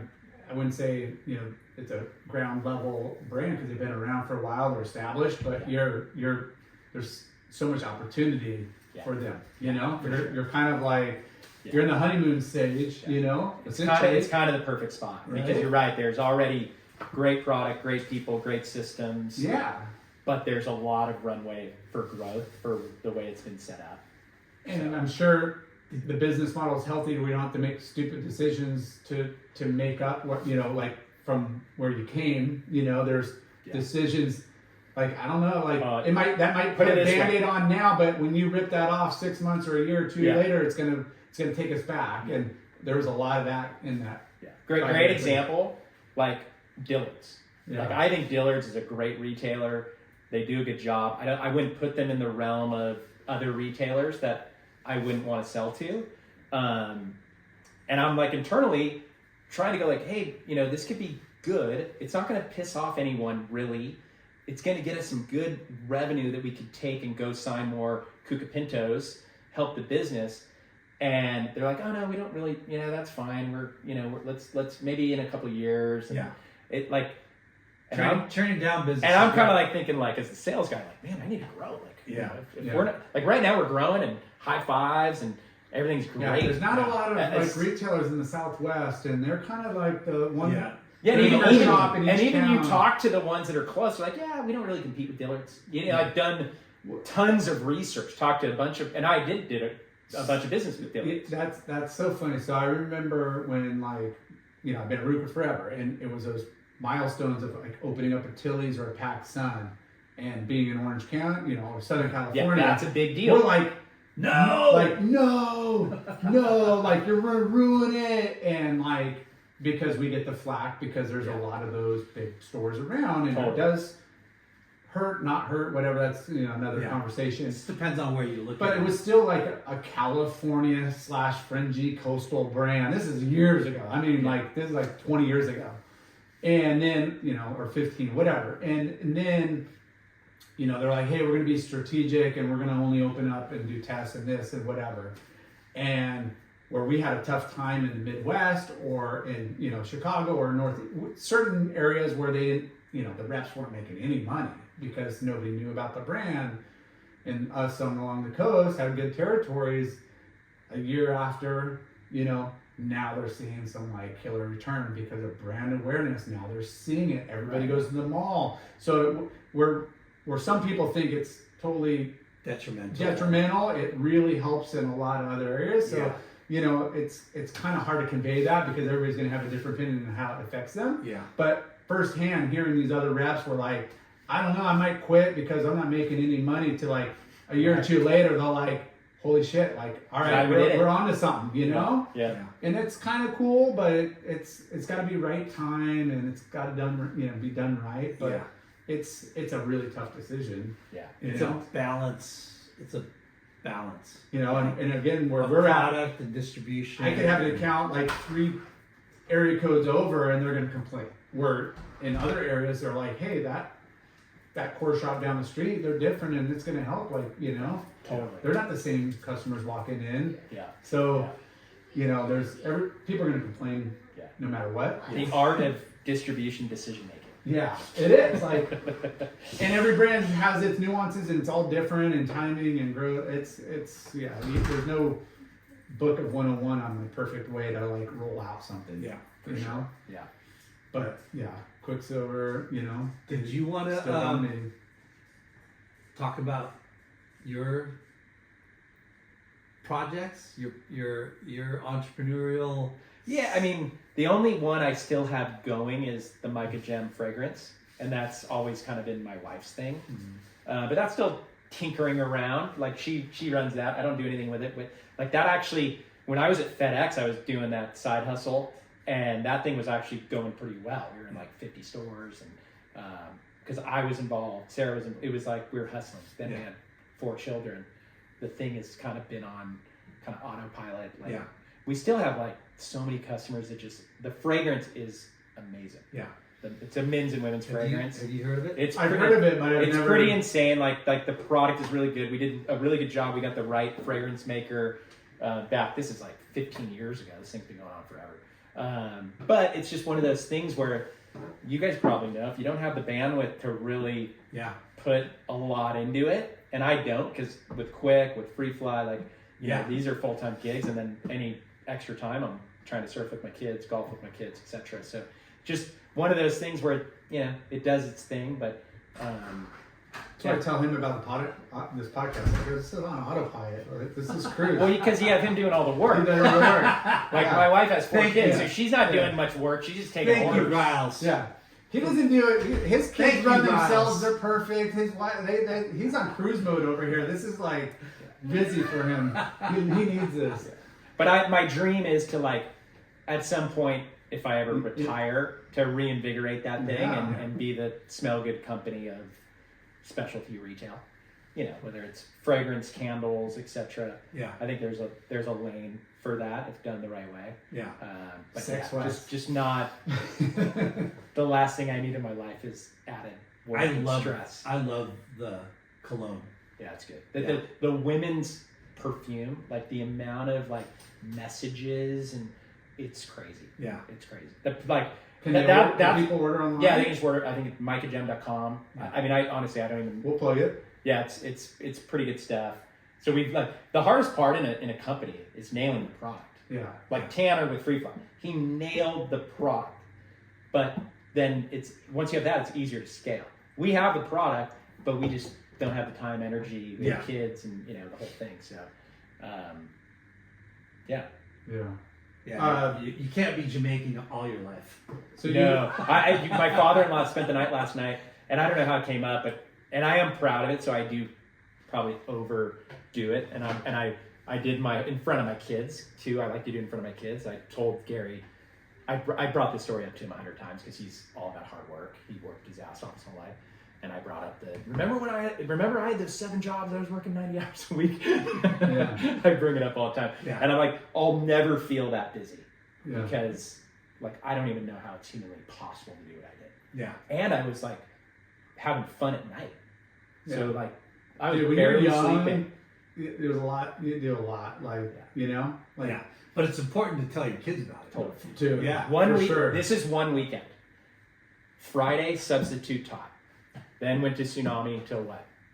10 or 11. Then probably went and had a couple beverages after. Had to be at Black's Beach for an NSSA judging contest Saturday. Janice and Gayleen let me off early so I could make it back to my shift at Tsunamis. Did that. Party a little that night. Went back Sunday. Janice and Gayleen let me go a little early. Went back to Tsunamis Sunday night. Like, I don't even, how many hours is that? Like, that's just driving. like, I think I slept 3 hours every night. Yeah. 3 nights. It's just, how do you do that? I just don't understand. I don't even So- know how I did it. We still do that. It's just in different ways. It's all kids now. Yeah, true. like- yeah. Like this week, I'm just like Driving to this. It's Thursday, and I'm like, It's pretty gnarly. like it's busy Yeah. between sports. We drove down to San Diego UCSD last night and watched a water polo game. Like, yeah, like my daughter, she's at LMU. It's like their biggest rival. She's like, hey, we're going down. You guys want to go? JJ had a water polo game at Marina. We finished at 4, and we're like, we got in a car with 3 of our teammates, and we all went down and watched the game. That's killer. It was fun. They lost. It was a tough game, but yeah. But it was like, midweek, like if you just Got to do it while you can. if you just do it, and again, it's spending time with our kids and like having fun. But Yeah. man, it's like it seems like every day we're just like trying to divide and conquer, like everything goes I know. on. My son with this. And you got with 4 this- kids. Yeah, and I have my son, 15-year-old golfer. I mean, he surfs too. The golf thing, wow, that's been a whole new experience for me. Is he sponsored by Sunday Red? No, because he's sponsored by Puma and Cobra. Yeah. So he is sponsored. And Sunday Red, like Brad, I'm trying to get him to spot, because I'm in the inner workings of a lot of the best junior golfers because of Levi. He's not the best, but a lot of his buddies are. Yeah. So I'm trying to get. Can we get one for Riviera Projects, bro? Get what? Kid. A kid. For sure. One Yeah, that like- surfs and golfs. Well, that's Levi. Yeah. So we can talk how much money you want to pay. Yeah, But there's, yeah. well, Dad, he, agent. actually, Levi writes for IPD for surf. Yeah. So I guess he could. I don't I want guess he could be Riviera for golf. No, can't do that. We got to be all in one. Julian's all in one. Yeah. We're But this golf thing, wow, that's a whole nother podcast. Like the amount of what kids are doing, what parents do, like putting coach, swing coach, mental coach, biometric coach. Like it's just insanity. Well, like we think the surf thing's gotten kind of wild yeah.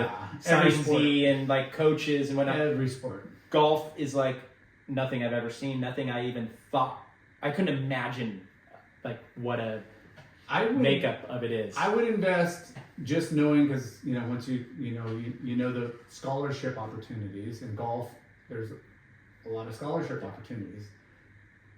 What you pay in now is going to reap on the back end in college and offset some of those earlier costs. Surfing, I don't know if honestly, I think most families will spend more getting them there than a full ride, unless they're going to like Westmont or like somewhere like $100,000 a year. Yeah. But the amount of money, like it's expensive. Well, compared, partial, full, whatever.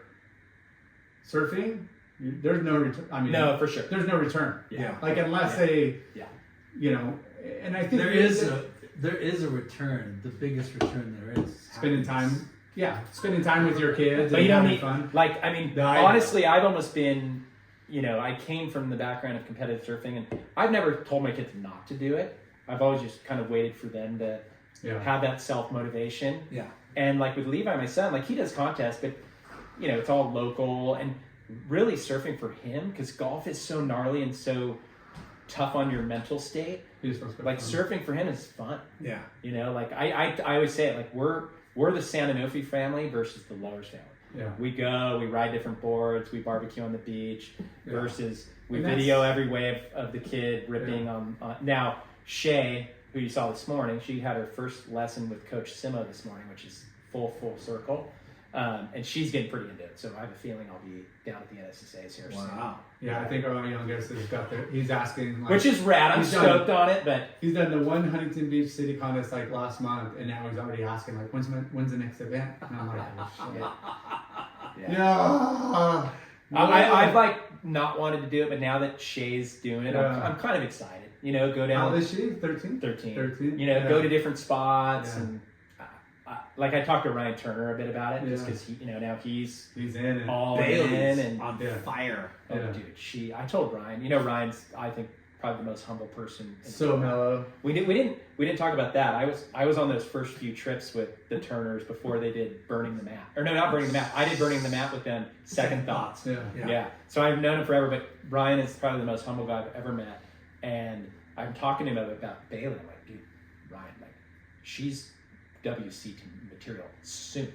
I'm like, all you got to do is get her to wave pool so she learns to do big airs. Yeah. And he's just like, Mike, thanks so much. You really think so? Like, he's just such a rad, humble. Well, if guy. she's a chip off But the old she's block, so she's good. gonna be packing barrels like the bros. Yeah. Like Did you that. see her at West or what? Like One Lakey. palm.